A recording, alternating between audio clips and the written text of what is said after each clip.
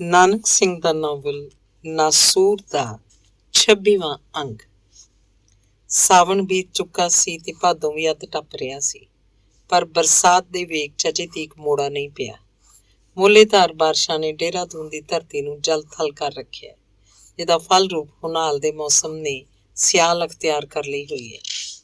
ਮੌਸਮੀ ਫਲਾਂ, ਖਾਸ ਕਰਕੇ ਪੀਲੇ ਪੀਲੇ ਅੰਬਾਂ ਨਾਲ ਝੂਮਦੇ ਦਰਖਤ ਇਸ ਝੜੀ ਦੇ ਮੌਸਮ 'ਚ ਬੜੇ ਸੁਹਾਵਣੇ ਹੀ ਮਾਲੂਮ ਹੁੰਦੇ ਨੇ। ਲੀਚੀ ਦੇ ਦਰਖਤਾਂ ਦੀਆਂ ਕੂੰਪਲਾਂ ਨੇ ਆਪਣਾ ਰੰਗ ਪੀਲੇ ਤੋਂ ਗੂੜਾ ਸਿਆਹੀ ਮਾਇਲ ਵਟਾ ਲਿਆ।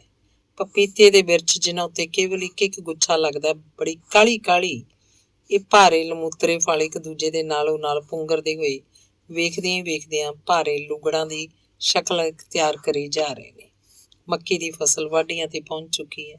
ਇਹਦੀਆਂ ਲੰਮੀਆਂ ਮਿੱਠੀਆਂ ਛੱਲੀਆਂ ਸ਼ਹਿਰ ਦੇ ਹਰ ਹਿੱਸੇ 'ਚ ਪੁੱਜਦੀਆਂ ਵਿਖਾਈ ਦਿੰਦੀਆਂ ਨੇ, ਜਿਨ੍ਹਾਂ ਦੀ ਮਨ ਭਾਉਣੀ ਖੁਸ਼ਬੂ ਹਰ ਲੰਘਦੇ ਰਾਹੀ ਨੂੰ ਰੇਹੜੀ ਵਾਲੇ ਪਾਸੋਂ ਇੱਕ ਦੋ ਛੱਲੀਆਂ ਖਰੀਦਣ ਲਈ ਮਜਬੂਰ ਕਰ ਦਿੰਦੀ ਹੈ। ਮੰਗਤੂ ਦਾ ਕੰਮ ਰੁਜ਼ਗਾਰ ਮਾੜਾ ਮੋਟਾ ਚੱਲੀ ਜਾ ਰਿਹਾ। ਆਪਣੇ ਆਲੇ ਦੁਆਲੇ 'ਚ ਵੀ ਉਹਦਾ ਮਾਨ ਪ੍ਰਤਿਸ਼ਠਾ ਖਾਸੀ ਹੈ, ਖਾਸ ਕਰਕੇ ਜਦੋਂ ਤੋਂ ਉਹਨੇ ਬਸਤੀ ਵਾਲਿਆਂ ਦੀ ਉਹ ਬੇਘਰ ਬਣਾਏ ਜਾਣ ਵਾਲੀ ਸਮੱਸਿਆ ਸੁਲਝਾਈ ਹੈ।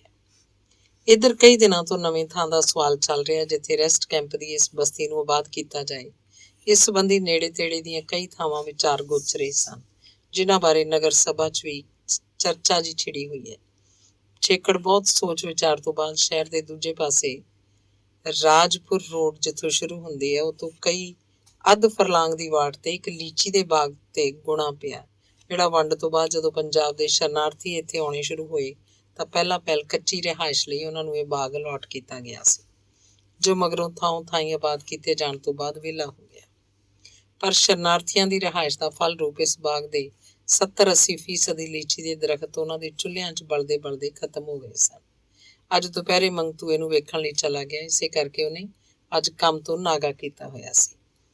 ਉਹਦੇ ਨਾਲ ਬਸਤੀ ਦੇ 2-3 ਹੋਰ ਬੰਦੇ ਸੀ। ਥਾਂ ਇਹਨਾਂ ਲੋਕਾਂ ਨੂੰ ਪਸੰਦ ਆਇਆ, ਕਿਉਂਕਿ ਰੈਸਟ ਕੈਂਪ ਦੇ ਟਾਕਰੇ 'ਚ ਸ਼ਹਿਰ ਦੇ ਸਗੋਂ ਨੇੜੇ ਸੀ।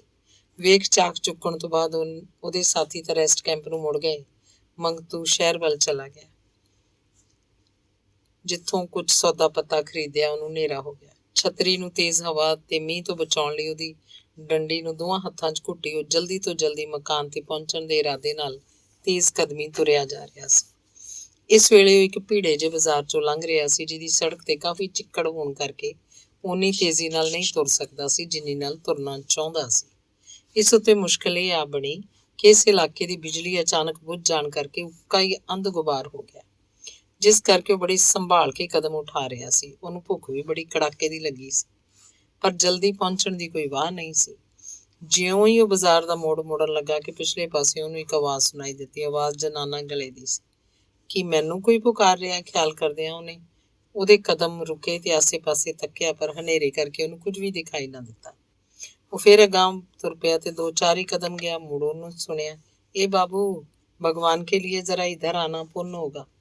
ਹੁਣ ਤਾਂ ਸਪਸ਼ਟ ਸੀ ਆਵਾਜ਼ਾਂ ਉਸੇ ਨੂੰ ਪੈ ਰਹੀਆਂ ਨੇ, ਕਿਉਂਕਿ ਇਸ ਵੇਲੇ ਹੋਰ ਕੋਈ ਰਾਹੀ ਉਹਦੇ ਲਾਗੇ ਚਾਗੇ ਨਹੀਂ ਸੀ ਤੁਰ ਰਿਹਾ। ਉਹ ਆਵਾਜ਼ ਦੀ ਸੇਧ ਵੱਲ ਤੁਰ ਪਿਆ ਤੇ ਉਹਨੂੰ ਦੂਰ ਨਹੀਂ ਜਾਣਾ ਪਿਆ। ਕੋਲ ਹੀ ਇੱਕ ਬੰਦ ਦੁਕਾਨ ਦੇ ਥੜੇ ਤੇ ਉਹਨੂੰ ਕਿਸੇ ਕਾਲੀ ਜਿਹੀ ਚੀਜ਼ ਦਾ ਝੌਲਾ ਪਿਆ। ਉਹਨੇ ਪੂਰੀ ਨੀਝ ਲਾ ਕੇ ਇਸ ਚੀਜ਼ ਵੱਲ ਤੱਕਣਾ ਸ਼ੁਰੂ ਕੀਤਾ। ਇਸ ਵੇਲੇ ਅਚਾਨਕ ਬਿਜਲੀਆਂ ਜਗ ਪਈਆਂ, ਜਿਹਦੇ ਚਾਨਣ ਨੇ ਉਹਦੀ ਮਦਦ ਕੀਤੀ। ਭਿੱਜੇ ਕੰਬਲ 'ਚੋਂ ਬਾਹਰ ਇੱਕ ਜਨਾਨਾ ਚਿਹਰਾ ਝਾਕ ਰਿਹਾ ਸੀ, ਜਿਸ ਤੇ ਨਜ਼ਰ ਪੈਂਦੇ ਹੀ ਉਹਦੇ ਅੰਦਰੋਂ ਇੱਕ ਆਵਾਜ਼ ਗੂੰਜੀ, ਉਹ ਬਾਲੀ ਹੈ, ਇਹ ਤਾਂ ਕੀ ਸੱਚਮੁੱਚ ਹੀ ਬਾਲੀ ਹੈ, ਉਹ ਉਦਣ ਵਾਲੀ? ਪਰ ਇਸ ਹਾਲਤ ਵਿੱਚ ਕਿਤੇ ਮੈਨੂੰ ਭੁਲੇਖਾ ਤਾਂ ਨਹੀਂ ਲੱਗਦਾ? ਇਹੋ ਜਿਹੇ ਕਿੰਨੇ ਹੀ ਸਵਾਲ ਉੱਪਰੋਂ ਥੱਲੇ ਉਹਦੇ ਦਿਮਾਗ 'ਚ ਉੱਠਣੇ ਸ਼ੁਰੂ ਹੋ ਗਏ। ਤੇ ਸਭ ਤੋਂ ਛੇਕੜ ਜਿਹੜਾ ਸਵਾਲ ਉਹਦੇ ਅੰਦਰ ਉੱਠਿਆ, ਉਹਦੇ ਧੱਕੇ ਨੇ ਤਾਂ ਜਿਵੇਂ ਉਹਦੇ ਕਦਮਾਂ ਨੂੰ ਕਈ ਕਦਮ ਪਿਛਾਂਹ ਧੱਕ ਦਿੱਤਾ। ਬਾਲੀ ਦਾ ਚਿਹਰਾ ਤਾਂ ਐਡਾ ਭੈੜਾ ਨਹੀਂ ਸੀ, ਤੇ ਉਹ ਇੱਕ ਵਾਰੀ ਫਿਰ ਉਸ ਭੈੜੇ ਚਿਹਰੇ ਵੱਲ ਤੱਕਿਆ। ਕਿੰਨਾ ਸੁੱਜਿਆ ਹੋਇਆ ਸੀ ਉਹ ਕਿ ਅੱਖਾਂ ਦੇ ਡੇਲੇ ਦਿਖਾਈ ਨਹੀਂ ਸੀ ਦਿੰਦੇ। ਸ਼ਾਇਦ ਬਾਲੀ ਨੇ ਜਿਹੜੀ ਉਹਨੂੰ ਆਵਾਜ਼ ਮਾਰੀ ਸੀ, ਇਹ ਵੀ ਅੱਖਾਂ ਨਾਲ ਤੱਕ ਕੇ ਨਹੀਂ, ਸਗੋਂ ਕੰਨਾਂ ਨਾਲ ਉਹਦੇ ਚਿੱਕੜ 'ਚ ਤੁਰਦੇ ਕਦਮਾਂ ਦੀ ਚਾਪ ਸੁਣ ਕੇ। ਸਾਈ ਕਰਕੇ ਮੰਗਤੂ ਨੇ ਇੱਕ ਲੰਮੀ ਕੱਸੀ ਸਵੱਟੀ ਤੇ ਥੂ ਕਰਕੇ ਉਹਦੇ ਇੱਕ ਪਾਸੇ ਥੁੱਕਿਆ। ਬੁਖਾਰ ਆ ਰਿਹਾ ਬਾਬੂ। ਗਿੱਲੇ ਕੰਬਲ ਦੀ ਗੰਠੜੀ 'ਚੋਂ ਹਰਕਤ ਤੇ ਆਵਾਜ਼ ਪੈਦਾ ਹੋਈ, ਕਿਸੇ ਛੱਤ ਥੱਲੇ ਪਹੁੰਚਾ ਦੋ, ਮਰ ਜਾਊਂਗੀ ਭੀਖ ਕਰ, ਭਗਵਾਨ ਭਲਾ ਕਰੇ। ਮੰਗਤੂ ਉਵੇਂ ਬਿੱਤਰ ਬਿੱਤਰ ਤੱਕੀ ਜਾ ਰਿਹਾ ਸੀ। ਆਪ ਮੁਹਾਰੇ ਉਹਦੇ ਅੰਦਰੋਂ ਕੋਈ ਬੋਲ ਰਿਹਾ ਸੀ। ਮਰ ਜਾਏਂਗੀ ਤਾਂ ਕਿਹੜਾ ਦੁਨੀਆ ਨੂੰ ਘਾਟਾ ਪੈ ਜਾਏਗਾ। ਤੇਰੇ ਵਰਗੀਆਂ ਝੂਠਾਂ ਨੂੰ ਮਰ ਹੀ ਜਾਣਾ ਚਾਹੀਦਾ ਹੈ। ਬਹੁਤ ਬੁਖਾਰ ਆ ਰਹਾ ਹੈ। ਇੱਕ ਹੋਰ ਕੰਬਦੀ ਆਵਾਜ਼ ਉਸ ਸੁਣੀ। ਅਣਕਿਆਸੀ ਮੰਗਤੂ ਦਾ ਹੱਥ ਅਗਾਂਹ ਵਧਣ ਲਈ ਥੋੜਾ ਜਿਹਾ ਹਿੱਲਿਆ, ਸ਼ਾਇਦ ਇਹ ਜਾਣਨ ਲਈ ਕਿ ਸੱਚਮੁੱਚ ਉਹਨੂੰ ਬੁਖਾਰ ਹੈ ਜਿਵੇਂ ਪਖੰਡ ਸਾੜ ਰਹੀ ਹੈ। ਪਰ ਏਡੇ ਗੰਦੇ ਏਡੇ ਕੁਚੀਲ ਪਿੰਡੇ ਨੂੰ ਛੂਹਣ ਤੋਂ ਪਹਿਲਾਂ ਹੀ ਉਹਦਾ ਹੱਥ ਪਿਛਾਂਹ ਹਟ ਕੇ ਲੱਤ ਨਾਲ ਜਾ ਲੱਗਾ। ਕਚਿਆਣ ਨਾਲ ਮੰਗਤੂ ਦਾ ਦਿਲ ਮਿਤਲਾਣ ਲੱਗ ਪਿਆ। ਇਹ ਕਚਿਆਣ ਇੱਕ ਵਾਰੀ ਫੇਰ ਆਖੂ ਦੀ ਸ਼ਕਲ 'ਚ ਉਹਦੇ ਮੂੰਹ 'ਚੋਂ ਨਿਕਲ ਗਈ। ਉਹਦੀਆਂ ਅੱਖਾਂ ਇਸ ਬੀਭਤਸ ਦ੍ਰਿਸ਼ ਨੂੰ ਹੋਰ ਤੱਕ ਨਹੀਂ ਸਕੀਆਂ। ਉਹ ਮੁੜ ਪਿਆ। ਜਿੰਨੀ ਵੱਧ ਤੋਂ ਵੱਧ ਤੇਜ਼ੀ ਉਹ ਆਪਣੇ ਕਦਮਾਂ 'ਚ ਲਿਆ ਸਕਦਾ ਸੀ, ਲਿਆਂਦਾ ਹੋਇਆ ਆਪਣੇ ਰਾਹ ਪਿਆ। ਘਰ ਪਹੁੰਚ ਕੇ ਉਸ ਬੂਹਾ ਖੋਲ੍ਹਿਆ, ਲਾਲਟਨ ਜਗਾਈ, ਚੌਂਦੀ ਛਤਰੀ ਨੂੰ ਬੰਦ ਕਰਕੇ ਨੁੱਕਰੇ ਟਿਕਾਇਆ। ਬੂਟ ਉਤਾਰਨ ਤੋਂ ਬਾਅਦ ਮੰਜੇ ਤੇ ਲੇਟ ਗਿਆ। ਉਹਨੇ ਅਜੇ ਰੋਟੀ ਪਕਾਉਣੀ ਸੀ। ਭੁੱਖ ਉਹਨੂੰ ਕੜਾਕੇ ਦੀ ਲੱਗੀ ਸੀ, ਪਰ ਉਹ ਮਨਹੂਸ ਚਿਹਰਾ ਵੇਖਦਿਆਂ ਜਿਵੇਂ ਉਹਦੀ ਭੁੱਖ ਕਿਤੇ ਖੰਭ ਲਾ ਕੇ ਉੱਡ ਗਈ। ਇਸ ਵੇਲੇ ਰੋਟੀ ਪਕਾਉਣ ਜਾਂ ਖਾਣ ਦਾ ਉਹਨੂੰ ਖਿਆਲ ਤੱਕ ਨਹੀਂ ਸੀ। ਕੰਬਲ ਦੇ ਨਿੱਘ ਨੇ ਉਹਦੇ ਸਰੀਰ ਨੂੰ ਨਿਘਿਆਣਾ ਸ਼ੁਰੂ ਕੀਤਾ। ਉਹਦਾ ਖਿਆਲ ਸੀ ਅੱਜ ਦੀ ਥਕਾਵਟ ਤੋਂ ਬਾਅਦ ਪੈਂਦਿਆਂ ਹੀ ਉਹਨੂੰ ਨੀਂਦ ਆ ਜਾਏਗੀ, ਪਰ ਮੰਜੇ ਤੇ ਪੈਣ ਤੋਂ ਬਾਅਦ ਉਹਨੂੰ ਪਤਾ ਲੱਗਿਆ ਉਸ ਬਦਸ਼ਕਲ ਚਿਹਰੇ ਨੇ ਨਿਰਾ ਉਹਦੀ ਭੁੱਖ ਹੀ ਨਹੀਂ ਖੋਹ ਲਈ, ਸਗੋਂ ਨੀਂਦਰ ਵੀ ਕਿਤੇ ਗਾਇਬ ਕਰਤੀ। ਬੜੀ ਕੋਸ਼ਿਸ਼ ਕੀਤੀ ਆਪਣੀਆਂ ਅੱਖਾਂ ਅੱਗੋਂ ਉਸ ਵਾਹਿਆਤ ਦ੍ਰਿਸ਼ ਨੂੰ ਹਟਾਉਣ ਲਈ, ਪਰ ਨਹੀਂ ਹਟਾ ਸਕਿਆ। ਬਾਲੀ ਦਾ ਚਿਹਰਾ ਜਿਉਂ ਤਿਉਂ ਉਹਦੇ ਸਾਹਮਣੇ ਮੌਜੂਦ ਸੀ। ਉਹਨੇ ਛਾਤੀ ਤੱਕ ਲਏ ਹੋਏ ਕੰਬਲ ਨੂੰ ਖਿੱਚ ਕੇ ਮੂੰਹ ਸਿਰ ਅੰਦਰ ਲੁਕਾ ਲਿਆ। ਕਦਾਚਿਤ ਇਸ ਖਿਆਲੋਂ ਕਿ ਏਦਾਂ ਕਰਨ ਨਾਲੋਂ ਨੈਸ਼ ਚਿਹਰਾ ਉਹਦੇ ਸਾਹਮਣੇ ਹਟ ਜਾਏਗਾ, ਪਰ ਬੇਹੱਦ ਨਾ ਕੇਵਲ ਬਾਲੀ ਦਾ ਚਿਹਰਾ ਉਹ ਤੱਕ ਰਿਹਾ ਸੀ, ਬਲਕਿ ਖਿਆਲਾਂ ਦੀ ਇੱਕ ਲੰਮੀ ਲੜੀ ਵੀ ਚੱਲ ਰਹੀ ਸੀ। ਕਿੰਨੀ ਢੀਠ ਤੇ ਬੇਗੈਰਤ ਰੂਹ ਹੈ ਉਹਦੇ ਅੰਦਰ ਕਿ ਇਸ ਹਾਲ ਨੂੰ ਪਹੁੰਚ ਕੇ ਵੀ ਉਹ ਜੀਣ ਲਈ ਤਰਲੇ ਲੈ ਰਹੀ ਹੈ। ਉਹਦਾ ਸਰੀਰ, ਉਹਦਾ ਅੰਗ ਅੰਗ ਗਲਿਆ ਪਿਆ। ਉਹ ਅਜੇ ਵੀ ਮਰਨਾ ਨਹੀਂ ਚਾਹੁੰਦੀ। ਅਵਾਰਾ ਕੁੱਤਿਆਂ ਨੂੰ ਮਾਰਨ ਲਈ ਉਸ ਪਾਸ ਕੋਈ ਢੰਗ ਨਹੀਂ। ਕਿੰਨਾ ਚੰਗਾ ਹੁੰਦਾ ਜੇ ਉਹਦਾ ਗਲਾ ਘੁੱਟ ਆਉਂਦਾ। ਬਾਹਰ ਮੀਂਹ ਜ਼ੋਰ ਦੀ ਪੈ ਰਿਹਾ ਸੀ, ਜਿਹਦੀਆਂ ਮੋਟੀਆਂ ਕਣੀਆਂ ਵਰਾਂਡੇ ਦੀ ਟੀਨ ਤੇ ਪੈ ਉਹਦੇ ਕੰਨ ਖਾ ਰਹੀਆਂ ਸੀ। ਮੀਂਹ ਦੇ ਸ਼ੋਰ ਤੋਂ ਬਚਣ ਲਈ ਮੰਗਤੂ ਨੇ ਕੰਬਲ ਨੂੰ ਕੰਨਾਂ ਦੁਆਲੇ ਖੂਬ ਕੱਸ ਕੇ ਲਪੇਟ ਲਿਆ, ਜਿਸ ਨਾਲ ਆਵਾਜ਼ ਕੁਝ ਨਾ ਕੁਝ ਘਟ ਗਈ। ਪਰ ਇਸ ਨਾਲ ਨਾ ਤਾਂ ਉਹਦੀ ਮਨ ਦੀ ਹਾਲਤ ਸੁਧਰੀ, ਨਾ ਨੀਂਦਰ ਆ ਸਕੀ। ਬਾਲੀ ਦਾ ਆਕਾਰ ਜਿਉਂ ਦਾ ਤਿਉਂ ਉਹਦੇ ਸਾਹਮਣੇ ਮੌਜੂਦ ਸੀ। ਨਾਲੋਂ ਨਾਲ ਉਹਦੇ ਅੰਦਰ ਖਿਆਲਾਂ ਦੀ ਉਹ ਪੜਚੋਲੀ ਜਿਹੀ ਲੜੀ ਬਰਾਬਰ ਜਾਰੀ ਸੀ। ਬਾਲੀ ਨੇ ਮੈਨੂੰ ਬੇਇੱਜ਼ਤ ਕੀਤਾ ਸੀ, ਉਹਨੇ ਮੈਨੂੰ ਗਾਲਾਂ ਕੱਢੀਆਂ ਸੀ। ਉਸ ਕਮਜ਼ਾਤ ਨੇ ਇੰਨਾ ਵੀ ਖਿਆਲ ਨਾ ਕੀਤਾ ਕਿ ਮੈਂ ਤਾਂ ਉਹਦੇ ਭਲੇ ਲਈ ਗੱਲਾਂ ਕਹੀਆਂ ਸੀ। ਮੀਂਹ ਹੋਰ ਜ਼ੋਰ ਦੀ ਵਰਨ ਲੱਗ ਪਿਆ। ਮੰਗਤੂ ਨੇ ਬੁੱਕਲ 'ਚੋਂ ਮੂੰਹ ਕੱਢਿਆ। ਤੇਜ਼ ਵਾਛੜ ਨਾਲ ਬੂਹਾ ਖੜਖੜ ਕਰ ਰਿਹਾ ਸੀ। ਉਤਲੇ ਛੋਟੇ ਜਿਹੇ ਰੋਸ਼ਨਦਾਨ 'ਚੋਂ ਕਣੀਆਂ ਅੰਦਰ ਆ ਰਹੀਆਂ ਸੀ। ਅਣਖਿਆਲੀ ਉੱਠ ਬੈਠਾ, ਬੜੀ ਬਦਅਮਨੀ ਜਿਹੀ ਹਾਲਤ ਵਿੱਚ, ਜਿਵੇਂ ਉਹਦੇ ਦਿਲ ਦੀ ਧੜਕਣ 'ਚ ਕੁਝ ਅਟਕ ਗਿਆ ਹੋਵੇ, ਜਿਵੇਂ ਉਹਦੇ ਚੱਲ ਰਹੇ ਸਵਾਸਾਂ ਦੀ ਨਾੜੀ 'ਚ ਕੁਝ ਫਸ ਗਿਆ ਹੋਵੇ। ਮੀਂਹ ਦੀ ਕਾੜ 'ਚ ਜਿਵੇਂ ਕੋਈ ਹੋਰ ਆਵਾਜ਼ ਆ ਰਲੀ ਹੋਵੇ, ਅੱਤ ਦੀ ਘ੍ਰਿਣਤ ਆਵਾਜ਼। ਭੀਗ ਕਰ ਮਰ ਜਾਊਂਗੀ ਬਾਬੂ, ਬੁਖਾਰ ਆ ਰਹਾ ਹੈ ਕਿਸੇ ਛੱਤ ਤਲੇ। ਬੈਠਿਆਂ ਉਹਨੇ ਆਪਣਾ ਕੰਬਲ ਹੋਰ ਚੰਗੀ ਤਰ੍ਹਾਂ ਸਰੀਰ ਦੁਆਲੇ ਲਪੇਟ ਲਿਆ। ਫਿਰ ਵੀ ਉਹਨੂੰ ਠੰਡ ਮਾਲੂਮ ਹੋ ਰਹੀ ਸੀ। ਉਹਨੇ ਕੰਨਾਂ ਤੀਕ ਚਿਹਰਾ ਉਸ 'ਚ ਕੱਜ ਲਿਆ। ਬਿਜਲੀ ਦਾ ਇੱਕ ਤੇਜ਼ ਲਿਸ਼ਕਾਰਾ ਵੱਜਾ। ਉਹਨੇ ਸਾਹਮਣੇ ਰੋਸ਼ਨਦਾਨ 'ਚੋਂ ਤੱਕਿਆ। ਫਿਰ ਇੱਕਦਮ ਗੜਗੜ ਕਰਕੇ ਡਰਾਉਣੀ ਜਿਹੀ ਬੱਦਲ ਗੱਜਣ ਦੀ ਆਵਾਜ਼ ਗੂੰਜੀ। ਜਿਸ ਤਰ੍ਹਾਂ ਉਹ ਲੇਟਿਆ ਹੋਇਆ ਕਾਰਨ ਹੀ ਬੈਠ ਗਿਆ। ਉਸੇ ਤਰ੍ਹਾਂ ਗੈਰ ਇਰਾਦੀ ਤੌਰ ਤੇ ਉਹ ਮੰਜੇ ਤੋਂ ਉੱਠ ਖਲੋਤਾ। ਉਹਨੇ ਕੰਬਲ ਤੇ ਕੁਝ ਠੰਡੀਆਂ ਕਣੀਆਂ ਆ ਪਈਆਂ। ਰੋਸ਼ਨਦਾਨ ਦਾ ਸ਼ੀਸ਼ਾ ਨਹੀਂ ਸੀ। ਏਦਾਂ ਦੇ ਥਰਡ ਕਲਾਸ ਮਕਾਨਾਂ ਦੇ ਰੋਸ਼ਨਦਾਨਾਂ ਨੂੰ ਅਵਲ ਤਾਂ ਸ਼ੀਸ਼ੇ ਹੁੰਦੇ ਨਹੀਂ, ਜੇ ਹੋਣ ਵੀ ਤਾਂ ਟੁੱਟੇ ਭੱਜੇ। ਮੰਗਤੂ ਸੋਚਣ ਲੱਗਾ, ਕਾਹਦੇ ਲਈ ਉੱਠਿਆ? ਫਿਰ ਉਹਨੂੰ ਖਿਆਲ ਆਇਆ, ਸ਼ਾਇਦ ਮੰਜਾ ਇੱਥੋਂ ਹਟਾਉਣ ਲਈ। ਉਹਨੇ ਮੰਜਾ ਘਸੀਟ ਕੇ ਦੂਜੇ ਰੁੱਖ ਕਰ ਲਿਆ, ਜਿੱਥੇ ਕਣੀਆਂ ਪੈਣ ਜਾਂ ਕੰਬਲ ਭਿੱਜਣ ਦੀ ਸੰਭਾਵਨਾ ਨਹੀਂ ਸੀ। ਪਰ ਇਸ ਕਿਰਿਆ ਤੋਂ ਬਾਅਦ ਵੀ ਉਹਦੇ ਮਨ ਨੂੰ ਚੈਨ ਨਹੀਂ ਸੀ ਆ ਸਕਿਆ। ਉਹਨੂੰ ਜਾਪਿਆ ਜਿਵੇਂ ਉਹਦਾ ਕੰਬਲ ਅਜੇ ਤੱਕ ਭਿੱਜੀ ਜਾ ਰਿਹਾ। ਉਵੇਂ ਹੀ ਉਹਦੀ ਨਜ਼ਰ ਆਪਣੇ ਕੰਬਲ ਤੋਂ ਹਟ ਕੇ ਕਿਸੇ ਦੂਸਰੇ ਕੰਬਲ ਤੇ ਜਾ ਅਟਕੀ, ਜਿਹੜਾ ਪੂਰੀ ਸਾਰੀ ਵਾਛੜ ਨੂੰ ਆਪਣੇ ਉੱਤੇ ਝੱਲ ਰਿਹਾ ਸੀ ਤੇ ਜਿਸ 'ਚ ਲਿਪਟਿਆ ਹੋਇਆ ਇੱਕ ਅੱਧ ਮੁਰਦਾ ਸਰੀਰ ਇੱਕ ਗਲਿਆ ਸੜਿਆ ਲੋਥੜਾ ਕਰਾ ਰਿਹਾ ਸੀ। ਮੰਗਤੂ ਨੇ ਆਪਣੇ ਹੱਥ 'ਚ ਛਤਰੀ ਵੇਖੀ। ਉਸ 'ਚ ਆਪਣੇ ਆਪ ਨੂੰ ਬੂਟ ਪਾਉਂਦਿਆਂ ਤੱਕਿਆ, ਫਿਰ ਕੋਟ ਪਾਉਂਦਿਆਂ। ਸਾਰਾ ਕੁਝ ਜਿਵੇਂ ਉਹ ਆਪ ਨਾ ਕਰ ਰਿਹਾ ਹੋਵੇ। ਉਵੇਂ ਬੂਹਾ ਬੰਦ ਕਰਕੇ ਘਰ 'ਚੋਂ ਬਾਹਰ ਨਿਕਲ ਤੁਰਿਆ। ਅੰਗ 27ਵਾਂ। ਵਾਛੜ ਦੇ ਫਾਂਡੇ ਤੋਂ ਛਤਰੀ ਨੂੰ ਸੰਭਾਲਦਾ ਹੋਇਆ ਮੰਗਤੂ ਵਾਹ ਦਾ ਹੀ ਤੁਰਿਆ ਜਾ ਰਿਹਾ ਸੀ, ਬੜੀ ਤੇਜ਼ੀ ਨਾਲ ਤੇ ਸਾਹੋ ਸਾਹ, ਫਾਇਰ ਬ੍ਰਿਗੇਡ ਦੀ ਮੋਟਰ ਵਾਂਗ। ਮੀਂਹ ਪੂਰੇ ਜ਼ੋਰ 'ਚ ਵਰ ਰਿਹਾ ਸੀ। ਬੂਟਾਂ 'ਚ ਪਾਣੀ ਭਰ ਜਾਣ ਕਰਕੇ ਉਹਦੇ ਟੁਰਨ 'ਚ ਕਾਫੀ ਅੜਚਨ ਪੈਦਾ ਹੋ ਰਹੀ ਸੀ, ਪਰ ਮੰਗਤੂ ਇਸ ਵੱਲੋਂ ਲਾਪਰਵਾਹ ਸੀ। ਥੋੜ੍ਹੀ ਦੇਰ ਬਾਅਦ ਉਸੇ ਬੰਦ ਦੁਕਾਨ ਦੇ ਥੜੇ ਅੱਗੇ ਜਾ ਪਹੁੰਚਿਆ। ਗੰਢੜੀ ਉਵੇਂ ਜਿਵੇਂ ਸੀ, ਪਰ ਬੇਹਰਕਤ। 2 ਮਿੰਟ ਖੜਾ ਤੱਕੀ ਗਿਆ, ਫਿਰ ਉਸ ਹੱਥ ਵਧਾ ਕੇ ਗੰਢੜੀ ਨੂੰ ਜਲਾਉਣਾ ਸ਼ੁਰੂ ਕੀਤਾ। ਐਤਕੀ ਉਹਦੇ ਅੰਦਰੋਂ ਨਫ਼ਰਤ ਦਾ ਇੱਕ ਭਬਾਕਾ ਜਿਹਾ ਉੱਠਿਆ, ਪਰ ਪਹਿਲਾਂ ਵਾਂਗੂ ਭਬਾਕਾ ਉਹਦੇ ਹੱਥ ਨੂੰ ਰੋਕ ਨਹੀਂ ਸਕਿਆ। ਕੰਬਲ ਇੱਕਦਮ ਗਿੱਲਾ ਸੀ, ਥੜੇ ਦਾ ਸਾਰਾ ਹਿੱਸਾ ਪਾਣੀਓ ਪਾਣੀ। ਗੰਢੜੀ ਹਿੱਲੀ, ਫਿਰ ਉਹੀ ਅਣਭਾਉਂਦਾ ਚਿਹਰਾ ਉਸ ਅੰਦਰੋਂ ਨੰਗਾ ਹੋ ਗਿਆ। ਖੰਘ ਦੇ 1-2 ਖੰਘੂਰੇ, ਕਦ ਕਸੀਸ, ਫਿਰ 2-4 ਹੁੰਗਰਾਂ। ਅੱਖਾਂ ਦੀ ਸੋਜ ਕਰਕੇ ਬਾਲੀ ਚੰਗੀ ਤਰ੍ਹਾਂ ਤੱਕ ਨਹੀਂ ਸਕੀ। ਉੱਠ ਜਲਦੀ ਕਰ, ਮੰਗਤੂ ਨੇ ਬੜੀ ਸੜੀ ਖਿਝੀ ਆਵਾਜ਼ 'ਚ ਝਿੜਕਿਆ, ਮਾਨੋ ਦਿਸਦੇ ਨਜ਼ਾਰੇ ਨੇ ਉਹਦੀ ਆਵਾਜ਼ ਨੂੰ ਵੀ ਗੰਦਿਆਂ ਕਰਤਾ ਹੋਵੇ। ਨਿਰਾਰਥਕ ਹੀ ਅੱਖਾਂ ਉਘੇੜਨ ਦਾ ਕੋਸ਼ਿਸ਼ ਕਰਦੀ ਬਾਲੀ ਕਰਾਉਣ ਲੱਗੀ। फिर गिड़गिड़ाउन वर्गी आवाज बोली, ओ भगवान के लिए मुझे यहाँ से मत उठाओ, मेरा कहीं ठिकाना नहीं है। शायद बाली ने मंगतू ਨੂੰ ਦੁਕਾਨ ਦਾ ਮਾਲਕ ਸਮਝ ਲਿਆ ਸੀ, ਜਿਹੜਾ ਉੱਥੋਂ ਹਟਾਉਣ ਲਈ ਉਹਨੂੰ ਉਠਾ ਰਿਹਾ ਸੀ। ਮੰਗਤੂ ਦੇ ਅੰਦਰ ਇਸ ਵੇਲੇ 2 ਕਿਸਮ ਦੇ ਮਨੋਵਿਕਾਰ ਆਪੋ 'ਚ ਗੁੱਥਮ ਗੁੱਥਾ ਹੋ ਰਹੇ ਸੀ, ਘਿਰਨਾ ਤੇ ਤਰਸ। ਇਹਨਾਂ ਹੀ ਮਿਲਵੇਂ ਮਨੋਵਿਕਾਰਾਂ ਦੇ ਪ੍ਰਭਾਵ ਹੇਠ ਉਹ ਇੱਕ ਵਾਰੀ ਫੇਰ ਕੜਕਿਆ, ਅਰੇ ਉੱਠ ਜਲਦੀ, ਮਰ ਜਾਏਗੀ ਭੀਗਤੇ ਯਹਾਂ ਪਰ। ਮੰਗਤੂ ਦਾ ਐਤਕਾਂ ਦਾ ਬੋਲ ਵੀ ਭਾਵੇਂ ਪਹਿਲਾਂ ਵਰਗਾ ਹੀ ਕੁਰਖਤ ਸੀ, ਪਰ ਬਾਲੀ ਪਹਿਲਾਂ ਵਾਂਗ ਡਰੀ ਨਹੀਂ। ਸ਼ਾਇਦ ਇਹਨਾਂ ਸ਼ਬਦਾਂ 'ਚ ਉਹਨੂੰ ਕੋਈ ਹਮਦਰਦੀ ਦਾ ਝੋਲਾ ਪੈ ਰਿਹਾ ਸੀ। ਕਹਾਂ ਜਾਊਂ ਬਾਬੂ? ਉਵੇਂ ਕਰਾਉਂਦਿਆਂ ਬਾਲੀ ਨੇ ਆਪਣੀਆਂ ਬੰਦ ਅੱਖਾਂ ਮੰਗਤੂ ਵੱਲ ਘੁਮਾ ਕੇ ਸਵਾਲ ਕੀਤਾ। ਬਹਾੜ ਮੇ, ਮੰਗਤੂ ਉਸੇ ਅਣਸੁਖਾਵੀਂ ਆਵਾਜ਼ 'ਚ ਬੋਲਿਆ। ਮੇਰੇ ਸਾਥ ਜਲਦੀ ਕਰ। ਬਾਲੀ ਨੇ ਅੱਖਾਂ ਨੂੰ ਹੋਰ ਜ਼ੋਰ ਨਾਲ ਉਘੇੜਨ ਦਾ ਯਤਨ ਕੀਤਾ, ਸ਼ਾਇਦ ਇਹ ਵੇਖਣ ਲਈ ਕਿ ਆਵਾਜ਼ ਕਿਸੇ ਧਰਤੀ ਦੇ ਵਾਸੀ ਦੀ ਹੈ ਜਾਂ ਕਿਸੇ ਅਰਸ਼ੀ ਫਰਿਸ਼ਤੇ ਦੀ, ਪਰ ਉਹਨੂੰ ਪੂਰੀ ਤਰ੍ਹਾਂ ਨਹੀਂ ਦਿਸ ਸਕਿਆ, ਅੱਧ-ਪਚੱਧ ਹੀ ਤੱਕ ਸਕੀ। ਬਾਲੀ ਨੇ ਸ਼ਾਇਦ ਆਪਣੇ ਪ੍ਰਸ਼ਨ ਨੂੰ ਮੁੜ ਦੁਹਰਾਉਣ ਦੀ ਲੋੜ ਨਹੀਂ ਸਮਝੀ। ਉਹਨੇ ਕੰਬਲ 'ਚੋਂ ਹੱਥ ਬਾਹਰ ਕੱਢਿਆ, ਉਹਦੀ ਮਦਦ ਨਾਲ ਮੱਥੇ 'ਤੇ ਖਿਲਰੇ ਵਾਲਾਂ ਨੂੰ ਪਿਛਾਂਹ ਕਰਦੀ ਹੋਈ ਕਿਸੇ ਨਾ ਕਿਸੇ ਤਰ੍ਹਾਂ ਉੱਠ ਬੈਠੀ, ਪਰ ਬੜੀ ਮੁਸ਼ਕਿਲ ਨਾਲ। ਮੰਗਤੂ ਲਈ ਪਤਾ ਨਹੀਂ ਇਹ ਦੇਰ ਅਸਹਿ ਹੋ ਰਹੀ ਸੀ ਜਾਂ ਗੁੱਸੇ ਦਾ ਗਲਬਾ ਹੋਣ ਕਰਕੇ ਉਹਦੇ ਅੰਦਰ ਤਾਮਸੀ ਵੱਧਦੀ ਜਾ ਰਹੀ ਸੀ। ਉਸ ਖਿਜਵੀਂ ਆਵਾਜ਼ 'ਚ ਫੇਰ ਕੜ ਗਿਆ, ਅਰੇ ਜਲਦੀ ਕਰ ਚੁੜੇਲ। ਬਾਲੀ ਸਿੱਧੀ ਹੋ ਬੈਠੀ ਤੇ ਫਿਰ ਲੱਤਾਂ ਥੜੇ ਤੋਂ ਹੇਠਾਂ ਲਟਕਾਉਂਦੀ ਹੋਈ ਥੜੇ ਦੇ ਵਧਵੇਂ ਫੱਟੇ ਨੂੰ 2 ਹੱਥਾਂ ਨਾਲ ਥੰਮ ਕੇ ਉੱਤਰ ਖੜੋਤੀ। ਇਸ ਵੇਲੇ ਵਾਛੜ ਦੇ ਫਰਾਟਿਆਂ ਕਾਰਨ ਉਹਦਾ ਦੰਦੋ ਡਿੱਕਾ ਵੱਜ ਰਿਹਾ ਸੀ। ਮੰਗਤੂ ਨੇ ਅਗਾਂਹ ਹੋ ਕੇ ਉਹ ਭਿੱਜਦਾ ਚੋਂਦਾ ਕੰਬਲ ਚੁੱਕਿਆ, ਬਾਲੀ ਤੇ ਸੁੱਟ ਦਿੱਤਾ। ਜਿਉਂ ਹੀ ਉਹਦੀ ਨਜ਼ਰ ਫੱਟੇ ਦੇ ਪਰਲੇ ਹਿੱਸੇ ਤੇ ਪਈ ਕਿ ਉਹਨੂੰ ਇੱਕ ਹੋਰ ਮੁਸੀਬਤ ਦਿਖਾਈ ਦੇਣ ਲੱਗ ਪਈ। ਦੁਕਾਨ ਦੀ ਚੁਗਾਟ ਦੇ ਨਾਲ ਕੱਪੜਿਆਂ ਜਾਂ ਨਿੱਕੇ ਮੋਟੇ ਸਮਾਨ ਦੀ ਕੱਚੀ ਭਾਰੀ ਗੰਢੜੀ ਟਿਕੀ ਸੀ, ਜਿਸ ਵੱਲ ਤੱਕਦਿਆਂ ਬਾਲੀ ਗਿੜਗਿੜੇ, ਅਰੇ ਬਾਬੂ ਜੀ, ਇਹ ਮੇਰਾ ਸਮਾਨ। ਝਟਕੇ ਨਾਲ ਗੰਢੜੀ ਨੂੰ ਖਿੱਚ ਕੇ ਮੰਗਤੂ ਨੇ ਉਹਨੂੰ ਬੁਝਕੇ ਵਾਂਗ ਬਾਂਹ 'ਚ ਲੰਘਾ ਕੇ ਪਿੱਠ ਪਿੱਛੇ ਸੁੱਟ ਲਿਆ। ਉਸੇ ਤਰ੍ਹਾਂ ਗੁੱਸੇ 'ਚ ਬੋਲਿਆ, ਸੰਭਾਲ ਲਿਆ, ਚੱਲ ਜਲਦੀ।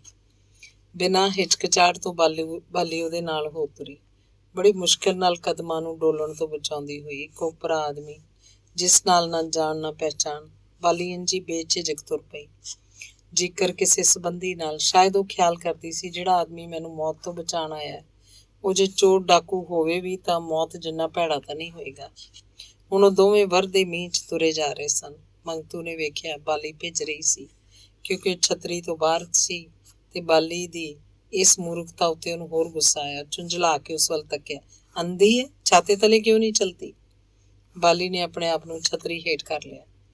ਹੁਣ ਦੋਵੇਂ ਲਗਭਗ ਇੱਕ ਦੂਜੇ ਨਾਲ ਜੁੜ ਕੇ ਤੁਰੇ ਜਾ ਰਹੇ ਸੀ। ਕਿਸੇ ਓਪਰੀ ਤੇ ਫਿਰ ਇੰਨੀ ਗੰਦੀ ਕੁੜੀ ਦੇ ਸਰੀਰ ਨਾਲ ਛੋਹਣ ਦਾ ਸ਼ਾਇਦ ਮੰਗਤੂ ਲਈ ਜ਼ਿੰਦਗੀ 'ਚ ਪਹਿਲਾ ਮੌਕਾ ਸੀ। ਉਹਨੂੰ ਜਾਪ ਰਿਹਾ ਸੀ ਜਿਵੇਂ ਕੋਈ ਗਲੀ ਸੜੀ ਲਾਸ਼ ਉਸ ਨਾਲ ਘਿਸਰ ਰਹੀ ਹੋਵੇ। ਗਿਲਾਨੀ ਨਾਲ ਉਹਦਾ ਦਿਲ ਪਾਟਣ 'ਤੇ ਆ ਗਿਆ। ਚੌਥਾਈ ਫਰਲਾਂਗ ਤੀ ਕਿ ਉਹ ਮਸੇ ਗਏ, ਬਾਲੀ ਦੀਆਂ ਲੱਤਾਂ ਲੜਖੜਾਉਣ ਲੱਗ ਪਈਆਂ। ਜਦ ਮੰਗਤੂ ਨੇ ਵੇਖਿਆ ਹੁਣ ਡਿੱਗਣੋਂ ਬਚ ਨਹੀਂ ਸਕਦੀ, ਤਾਂ ਉਹਨੇ ਬਾਲੀ ਦੀ ਬਾਂਹ ਥੰਮ ਲਈ, ਜਿਹੜੀ ਇਸ ਸਰਦੀ ਵਿੱਚ ਵੀ ਬੁਖਾਰ ਨਾਲ ਤਪ ਰਹੀ ਸੀ। ਉਹਦੀ ਗਿਲਾਨੀ 'ਚ ਹੋਰ ਵਾਧਾ ਹੋ ਗਿਆ, ਨਾਲ ਹੀ ਗੁੱਸੇ 'ਚ ਵੀ। ਬਾਲੀ ਦੀ ਬਾਂਹ ਕਾਲੇ ਕਾਲੇ ਧੱਫੜਾਂ ਨਾਲ ਅੱਟੀ ਹੋਈ ਸੀ। ਹੋਸ਼ ਸੇ ਚੱਲ। ਹੋਰ ਕੁਝ ਕਦਮਾਂ ਤੇ ਜਾ ਕੇ ਜਦ ਉਹਨੇ ਬਾਲੀ ਦੇ ਸਰੀਰ ਨੂੰ ਲੁੜਕਦਿਆਂ ਤੱਕਿਆ ਤਾਂ ਦਬਕੇ ਨਾਲ ਬੋਲਿਆ, ਗਿਰਤੀ ਕਿਉਂ ਜਾ ਰਹੀ ਹੈ? ਬਾਲੀ ਨੇ ਆਪਣੇ ਆਪ ਨੂੰ ਸੰਭਾਲਣਾ ਚਾਹਿਆ, ਪਰ ਉਹਦੀ ਤਾਕਤ ਲਗਭਗ ਜਵਾਬ ਦੇ ਚੁੱਕੀ ਸੀ। ਉਹਦੇ ਕਦਮ ਸਿੱਥਲ ਹੋਈ ਜਾ ਰਹੇ ਸੀ। ਮੰਗਤੂ ਸਖਤ ਘਬਰਾਹਟ ਸੀ। ਉਹਦੇ ਇੱਕ ਹੱਥ 'ਚ ਛਤਰੀ ਸੀ, ਜਿਹੜੀ ਵਾਛੜ ਦੇ ਜ਼ੋਰ ਨਾਲ ਬੇਕਾਬੂ ਹੋ ਰਹੀ ਸੀ। ਦੂਜੇ 'ਚ ਬਾਲੀ ਦੀ ਬਾਂਹ, ਜਿਹੜੀ ਬਦੋ-ਬਦੀ ਉਹਦੇ ਹੱਥੋਂ ਖਿਸਕਦੀ ਜਾਂਦੀ ਸੀ, ਜਿਸ ਤੇ ਮੁਸੀਬਤ ਇਹ ਕਿ ਪਿੱਠ ਤੇ ਪਾਈ ਹੋਈ ਗੰਢੜੀ ਘੜੀ ਮੁੜੀ ਉਲਰ ਕੇ ਅੱਗੇ ਨੂੰ ਜਾਂਦੀ, ਜਿਹਨੂੰ ਝਟਕੇ ਨਾਲ ਉਹ ਮੁੜ ਪਛਾਂ ਹੁਲਾਰੀ ਜਾ ਰਿਹਾ ਸੀ। ਥੋੜਾ ਹੋਰ ਅੱਗੇ ਜਾ ਕੇ ਮੰਗਤੂ ਦੇ ਰੋਕਦਿਆਂ ਬਾਲੀ ਦਾ ਸਰੀਰ ਇੱਕ ਪਾਸੇ ਨੂੰ ਉਲਰ ਗਿਆ, ਜਿਹਨੂੰ ਸੰਭਾਲਣ ਲਈ ਉਹਨੇ ਛਤਰੀ ਬੰਦ ਕਰਤੀ। ਉਹਦੇ ਜਿਹਦੇ ਤਾਣੀ ਰੱਖਣ ਦਾ ਉਂਝ ਵੀ ਹੁਣ ਕੋਈ ਲਾਭ ਉਹਨੂੰ ਨਹੀਂ ਸੀ ਜਾਪਦਾ। ਹੁਣ ਉਹਨੇ ਬਾਂਹ ਫੜਨ ਦੀ ਥਾਂ ਬਾਲੀ ਦੇ ਲੱਕ ਨੂੰ ਬਾਂਹ 'ਚ ਥੰਮਿਆ ਸੀ, ਜਿਸ ਕਰਕੇ ਬਾਲੀ ਦਾ ਸਰੀਰ ਉਹਦੇ ਪਿੰਡੇ ਨਾਲ ਹੋਰ ਵੀ ਕਿਸਰ ਕਰ ਰਿਹਾ ਸੀ। ਉਹਦਾ ਦਿਲ ਕੀਤਾ ਇਸ ਗੰਦੀ ਸੜੀ ਲਾਸ਼ ਨੂੰ ਇੱਥੇ ਹੀ ਸੁੱਟ ਕੇ ਭੱਜ ਜਾਏ। ਉਫ, ਨਹੀਂ ਚੱਲ ਸਕਤੀ ਬਾਊ ਜੀ, ਬਾਲੀ ਨੇ ਸਾਹ ਸੱਤ ਛੱਡਦਿਆਂ ਪੁਕਾਰਿਆ। ਉਹਦੀ ਆਵਾਜ਼ 'ਚ ਪੱਥਰ ਗਾਲਣ ਵਾਲਾ ਤਰਲਾ ਸੀ। ਘਰ ਅਜੇ ਕਾਫੀ ਦੂਰ ਸੀ ਤੇ ਇੱਧਰ ਮੀਂਹ ਹੋਰ ਵੀ ਤੇਜ਼ ਹੋਈ ਜਾ ਰਿਹਾ ਸੀ। ਬਾਲੀ ਦੇ ਕਦਮ ਬੇਹਰਕਤ ਹੁੰਦੇ ਹੁੰਦੇ ਛੇਕੜ ਉੱਕਾ ਹੀ ਰੁਕ ਗਏ ਤੇ ਉਹਦਾ ਸਰੀਰ ਨਿਰਾ ਮੰਗਤੂ ਦੇ ਜੱਫੇ ਕਾਰਨ ਹੀ ਘਸੀੜਦਾ ਚਲਿਆ ਜਾ ਰਿਹਾ ਸੀ। ਮੰਗਤੂ ਲਈ ਹੁਣ ਦੋ ਤਰੀਕੇ ਸੀ, ਜਾਂ ਤਾਂ ਬਾਲੀ ਨੂੰ ਸੁੱਟ ਕੇ ਚਲਾ ਜਾਏ ਤੇ ਜਾਂ ਉਹਨੂੰ ਚੁੱਕ ਕੇ ਘਰ ਪਹੁੰਚਾਵੇ। ਨਹੀਂ ਚੱਲ ਸਕਤੀ ਤੂੰ ਮਰ, ਕ੍ਰੋਧ ਨਾਲ ਮੰਗਤੂ ਨੇ ਕਿਹਾ, ਪਰ ਮਰਨ ਲਈ ਸੁੱਟ ਦੇਣਾ ਚਾਹੁੰਦਾ ਹੋਇਆ ਵੀ ਉਹਨੂੰ ਸੁੱਟ ਨਹੀਂ ਸਕਿਆ। ਉਸ ਬਥੇਰਾ ਇੱਧਰ ਉੱਧਰ ਨਜ਼ਰ ਦੌੜਾਈ, ਕੋਈ ਟਾਂਗਾ ਮਿਲ ਜਾਏ, ਪਰ ਇਸ ਅੱਧੀ ਰਾਤ ਵੇਲੇ ਫਿਰ ਮੂਹਲੇ ਧਰਮੀ 'ਚ ਟਾਂਗਾ ਕਿੱਥੇ। ਮੰਗਤੂ ਨੇ ਜਦ ਨਹੀਂ ਤੂੰ ਮਰ ਕਹਿਤਾ ਤਾਂ ਬਾਲੀ ਨੇ ਇੱਕ ਵਾਰੀ ਫਿਰ ਕਰੁਣਾ ਭਾਵ ਨਾਲ ਉਸ ਵੱਲ ਤੱਕਿਆ। ਇਹਨੂੰ ਤੱਕ ਕੇ ਮੰਗਤੂ ਦਾ ਦਿਲ, ਜਿਹੜਾ ਪੁਰ ਨਫ਼ਰਤ ਤੇ ਝੁੰਝਲਾਹਟ ਨਾਲ ਭਰਿਆ ਸੀ, ਪਸੀਜਣੋਂ ਨਾ ਰਹਿ ਸਕਿਆ। ਰੁਕਿਆ। ਪਹਿਲਾਂ ਗੰਢੜੀ ਭੁੰਜੇ ਰੱਖੀ, ਫਿਰ ਬੈਠ ਕੇ ਉਹਨੇ ਬਾਲੀ ਨੂੰ ਪਿੱਠ ਤੇ ਲੱਦ ਲਿਆ। ਗੰਢੜੀ ਦੇ ਛਤਰੀ ਦੋਵੇਂ ਚੀਜ਼ਾਂ ਹੱਥ 'ਚ ਲਮਕਾਈ ਹੁਣ ਉਹ ਪੂਰੀ ਤੇਜ਼ੀ ਨਾਲ ਤੁਰਨ ਲੱਗਾ। ਮੀਂਹ ਭਾਵੇਂ ਉਸੇ ਜ਼ੋਰ ਨਾਲ ਵਰ ਰਿਹਾ ਸੀ, ਪਰ ਹੁਣ ਮੰਗਤੂ ਪਹਿਲਾਂ ਜਿੰਨਾ ਔਖਾ ਨਹੀਂ ਸੀ, ਕਿਉਂਕਿ ਉਹਦੇ ਤੁਰਨ 'ਚ ਕੋਈ ਬਹੁਤੀ ਅੜਚਨ ਨਹੀਂ ਸੀ ਛੁੱਟ ਭਿੱਜਣ ਤੋਂ। ਜਿਉਂ-ਜਿਉਂ ਮੀਂਹ ਤੇਜ਼ ਹੋਈ ਗਿਆ, ਉਨੀ ਉਹਦੇ ਕਦਮਾਂ 'ਚ ਤੇਜ਼ੀ ਆਉਂਦੀ ਗਈ। ਬਾਲੀ ਉਹਦੀ ਪਿੱਠ ਤੇ ਭਿੱਜ ਰਹੀ ਹੈ, ਇਸ ਗੱਲ ਦੀ ਉਹਨੂੰ ਪਰਵਾਹ ਨਹੀਂ ਸੀ। ਉਹ ਜਲਦੀ ਘਰ ਪਹੁੰਚਣਾ ਚਾਹੁੰਦਾ ਸੀ। ਘਰ ਆ ਗਿਆ। ਮੰਗਤੂ ਨੂੰ ਤਸੱਲੀ ਦਾ ਸਾਹ ਆਇਆ। ਬਾਲੀ ਨੂੰ ਉਹਨੇ ਪਿੱਠ ਤੋਂ ਉਤਾਰਿਆ, ਵਰਾਂਡੇ ਹੇਠ ਬਿਠਾਲ ਕੇ ਬੂਹਾ ਖੋਲ੍ਹਿਆ। ਕੰਧ ਨਾਲ ਢਾਸਣਾ ਲਾ ਕੇ ਬਾਲੀ ਬੈਠ ਗਈ। ਮੰਗਤੂ ਵੱਲ ਤੱਕ ਕੇ ਠੰਡ ਨਾਲ ਕੰਬਦੀ ਬੋਲੀ, ਕਿਸਕਾ ਘਰ ਹੈ ਬਾਊ ਜੀ? ਤੇਰੇ ਬਾਪ ਕਾ। ਮੰਗਤੂ ਨੇ ਕਹਿਰ ਭਰਿਆ ਜਵਾਬ ਦਿੱਤਾ ਤੇ ਫਿਰ ਅੰਦਰ ਲੰਘ ਗਿਆ। 2 ਕੁ ਮਿੰਟਾਂ ਬਾਅਦ ਜਦ ਬਾਹਰ ਆਇਆ ਤਾਂ ਉਹਦੇ ਇੱਕ ਹੱਥ ਵਿੱਚ ਲਾਲਟੈਨ, ਦੂਜੇ 'ਚ ਤਲਾਈ ਤੇ ਇੱਕ ਖੇਸ ਸੀ। ਲਾਲਟੈਨ ਉਹਨੇ ਭੁੰਜੇ ਟਿਕਾਤੀ। ਬਾਲੀ ਵੱਲ ਹੱਥ ਵਧਾਉਂਦਾ ਹੋਇਆ ਉਸੇ ਦਬਕੇ ਭਰੀ ਆਵਾਜ਼ 'ਚ ਬੋਲਿਆ, ਉੱਠ। ਉਹਦੇ ਹੱਥ ਦਾ ਆਸਰਾ ਲੈ ਕੇ ਬਾਲੀ ਉੱਠ ਖੜੋਤੀ। ਮੰਗਤੂ ਨੇ ਨਾਲ ਦੀ ਕੋਠੜੀ ਦੇ ਬੂਹੇ ਅੱਗੇ ਪਹੁੰਚ ਕੇ ਫਿਰ ਉਵੇਂ ਹੀ ਗੁੱਸੇ 'ਚ ਭਰਿਆ ਕਿਹਾ, ਅੰਦਰ ਜਾ ਕਰ ਸੋ ਜਾ। ਹੱਥ ਵਾਲੀ ਤਲਾਈ ਤੇ ਖੇਸ ਦੋਵੇਂ ਚੀਜ਼ਾਂ ਉਹਨੇ ਕੋਠੜੀ ਅੰਦਰ ਵਗਾ ਮਾਰੀਆਂ ਤੇ ਫਿਰ ਬਾਹਰੋਂ ਗੰਢੜੀ ਲਿਆ ਕੇ ਅੰਦਰ ਠੇਲ ਦਿੱਤੀ। ਇਸ ਕੰਮੋਂ ਵਿਹਲਾ ਹੋ ਕੇ ਉਹ ਵਰਾਂਡੇ 'ਚ ਛਤਰੀ ਚੁੱਕੀ ਤੇ ਆਪਣੇ ਕਮਰੇ 'ਚ ਜਾ ਕੇ ਕੱਪੜੇ ਬਦਲਣ ਲੱਗਾ। ਕੱਪੜੇ ਬਦਲਦਿਆਂ ਨੂੰ ਖਿਆਲ ਆਇਆ, ਉਹਦੇ ਕੱਪੜੇ ਵੀ ਤਾਂ ਭਿੱਜੇ ਹੋਏ ਨੇ। ਤੇ ਕੱਪੜੇ ਬਦਲਣ ਦੇ ਕੰਮ ਤੋਂ ਵਿਹਲਿਆ ਹੋ ਕੇ ਉਹਨੇ ਕਮਰੇ 'ਚ ਚੁਫੇਰੇ ਨਜ਼ਰ ਦੌੜਾਈ। ਛੋਟੇ ਇੱਕ ਫੌਜੀ ਬਰਾਂਡੀ ਕੋਟ ਤੋਂ, ਜਿਹੜਾ ਕਦੀ ਉਹਨੇ ਕਬਾੜੀਏ ਪਾਸੋਂ ਖਰੀਦਿਆ ਸੀ, ਹੋਰ ਕੁਝ ਉਹਨੂੰ ਮਤਲਬ ਦਾ ਨਹੀਂ ਦਿਸਿਆ। ਕੋਟ ਚੁੱਕ ਕੇ ਮੁੜ ਬਾਲੀ ਦੀ ਕੋਠੜੀ ਵੱਲ ਜਾ ਪਹੁੰਚਿਆ ਤੇ ਉਸੇ ਤਰ੍ਹਾਂ ਗੁੱਸੇ ਅੰਦਰ ਸੁੱਟਦਾ ਬੋਲਿਆ, ਗੀਲੇ ਕੱਪੜੇ ਉਤਾਰ ਦੇ ਔਰ ਇਸੇ ਪਹਿਨ ਲੈ। ਇਸ ਕੰਮੋਂ ਵਿਹਲਾ ਹੋ ਕੇ ਜਦੋਂ ਆਪਣੇ ਕਮਰੇ 'ਚ ਆ ਕੇ ਲੰਮਾ ਪੈਣ ਲੱਗਾ ਤੇ ਇੱਕ ਵਾਰੀ ਫੇਰ ਉਹਨੂੰ ਸੋਚ ਆਈ ਕਿ ਇੰਨਾ ਕੁਝ ਬਾਲੀ ਲਈ ਕਾਫੀ ਹੈ। ਤੇ ਮੰਜੇ ਤੇ ਬਹਿੰਦਾ ਉਹ ਫਿਰ ਉੱਠ ਖੜੋਤਾ। ਰਸੋਈ 'ਚ ਜਾ ਕੇ ਉਸ ਚੁੱਲ੍ਹੇ 'ਚ ਅੱਗ ਬਾਲੀ, ਚਾਹ ਵਾਲੀ ਪਤੀਲੀ ਚੜ੍ਹਾਈ। ਦੁੱਧ ਹੈ ਨਹੀਂ ਸੀ, ਨਿਰੇ ਪੱਤਰ ਉਬਾਲ ਕੇ ਵਿੱਚ ਮਿੱਠਾ ਪਾ ਕੇ ਉਹਨੇ ਕਾਹਵਾ ਗੜਵੀ 'ਚ ਪਾਇਆ, ਬਾਲੀ ਪਾਸ ਲੈ ਗਿਆ। ਲਾਲਟਨ ਉਹਦੇ ਕੋਲ ਸੀ। ਚਿਰ ਤੱਕ ਬਾਲੀ ਨੇ ਗਿੱਲੇ ਕੱਪੜੇ ਉਤਾਰ ਕੇ ਕੋਟ ਪਹਿਨ ਲਿਆ ਸੀ। ਖੇਸ ਦੀ ਵਿਛਾਈ ਕਰਕੇ ਤਲਾਈ ਦੀ ਬੁੱਕਲ ਮਾਰੀ, ਗੁੱਛਾ ਮੁੱਛਾ ਹੋਈ ਪਈ ਸੀ। ਪੀ ਲੈ, ਇੰਨਾ ਹੀ ਕਹਿ ਕੇ ਗੜਵੀ ਉਹਦੇ ਕੋਲ ਰੱਖ ਕੇ ਉਹ ਮੁੜਨ ਹੀ ਲੱਗਾ ਸੀ। ਬਾਲੀ ਨੇ ਫਿਰ ਉਹੀ ਸਵਾਲ ਕੀਤਾ, ਇਹ ਆਪਕਾ ਘਰ ਹੈ ਬਾਬੂ? ਬਿਨਾਂ ਉਹਦੇ ਸਵਾਲ ਦਾ ਜਵਾਬ ਦਿੰਦਿਆਂ ਇੱਕ ਵਾਰੀ ਫਿਰ ਰਸੋਈ 'ਚ ਗਿਆ। ਉੱਥੋਂ ਅੱਗ ਵਾਲੀ ਅੰਗੀਠੀ ਚੁੱਕ ਕੇ ਉਹਨੇ ਬਾਲੀ ਦੀ ਕੋਠੜੀ 'ਚ ਲਿਜਾ ਰੱਖੀ। ਬਿਨਾਂ ਕੁਝ ਕਿਹਾ ਸੁਣਿਆ ਬਾਹਰ ਨਿਕਲ ਕੇ ਆਪਣੇ ਕਮਰੇ 'ਚ ਜਾ ਪਹੁੰਚਿਆ। ਮੰਜੇ ਤੇ ਜਦ ਲੇਟਿਆ ਤਾਂ ਉਹਨੂੰ ਇੰਝ ਜਾਪ ਰਿਹਾ ਸੀ ਜਿਵੇਂ ਉਹਦਾ ਸਾਰਾ ਪਿੰਡਾ ਗਲਾਜ਼ਤ ਨਾਲ ਭਰਿਆ, ਜਿਵੇਂ ਉਹ ਕਿਸੇ ਗੰਦਗੀ ਦੇ ਟੋਏ 'ਚੋਂ ਨਿਕਲ ਕੇ ਆ ਰਿਹਾ ਹੋਵੇ। ਬਾਲੀ ਦੇ ਸਪਰਸ਼ ਨੇ ਜਿਵੇਂ ਉਹਦੀ ਸਾਰੀ ਖੱਲੜੀ ਦਾਗੋ ਦਾਗ ਕਰ ਦਿੱਤੀ ਹੋਵੇ। ਇਹਨਾਂ ਹੋਣ ਤੇ ਵੀ ਉਹਨੂੰ ਆਪਣੇ ਅੰਦਰ ਇੱਕ ਕਿਸਮ ਦਾ ਰੂਹਾਨੀ ਸੰਤੋਖ ਜਿਹਾ ਅਨੁਭਵ ਹੋ ਰਿਹਾ ਸੀ। ਕੁਝ ਹੌਲਾਪਨ ਜਿਹਾ, ਕੁਝ ਰਾਸਤਗੀ ਜਿਹੀ, ਟਿਕਾ ਜਿਹੇ ਦਾ ਆਭਾਸ। ਸ਼ਾਇਦ ਇਸੇ ਟਿਕਾਊ ਜਾਂ ਜੋ ਕੁਝ ਵੀ ਸੀ, ਇਹਦੇ ਅਸਰ ਕਰਕੇ ਉਹਨੂੰ ਛੇਤੀ ਨੀਂਦਰ ਆ ਗਈ, ਬਿਨਾਂ ਪੇਟ ਪੂਜਾ ਕਰਨ ਤੋਂ ਹੀ। ਅੰਗ 28ਵਾਂ। ਰਾਤ ਦੀ ਭੱਜੋ ਨੱਠੀ ਦੇ ਕਾਰਨ ਸਵੇਰੇ ਮੰਗਤੂ ਦੀ ਨੀਂਦ ਚਿਰਾਕੀ ਖੁੱਲ੍ਹੀ। ਇਸ ਵੇਲੇ ਧੁੱਪ ਚੜ੍ਹ ਚੁੱਕੀ ਸੀ। ਆਕਾਸ਼ ਤੇ ਬੱਦਲ ਦਾ ਕਿਤੇ ਨਾਂ ਨਿਸ਼ਾਨ ਨਹੀਂ ਸੀ। ਉੱਠਦਿਆਂ ਹੀ ਉਹਦੇ ਦਿਮਾਗ 'ਚ ਸਭ ਤੋਂ ਪਹਿਲਾ ਖਿਆਲ ਬਾਲੀ ਬਾਰੇ ਪੈਦਾ ਹੋਇਆ।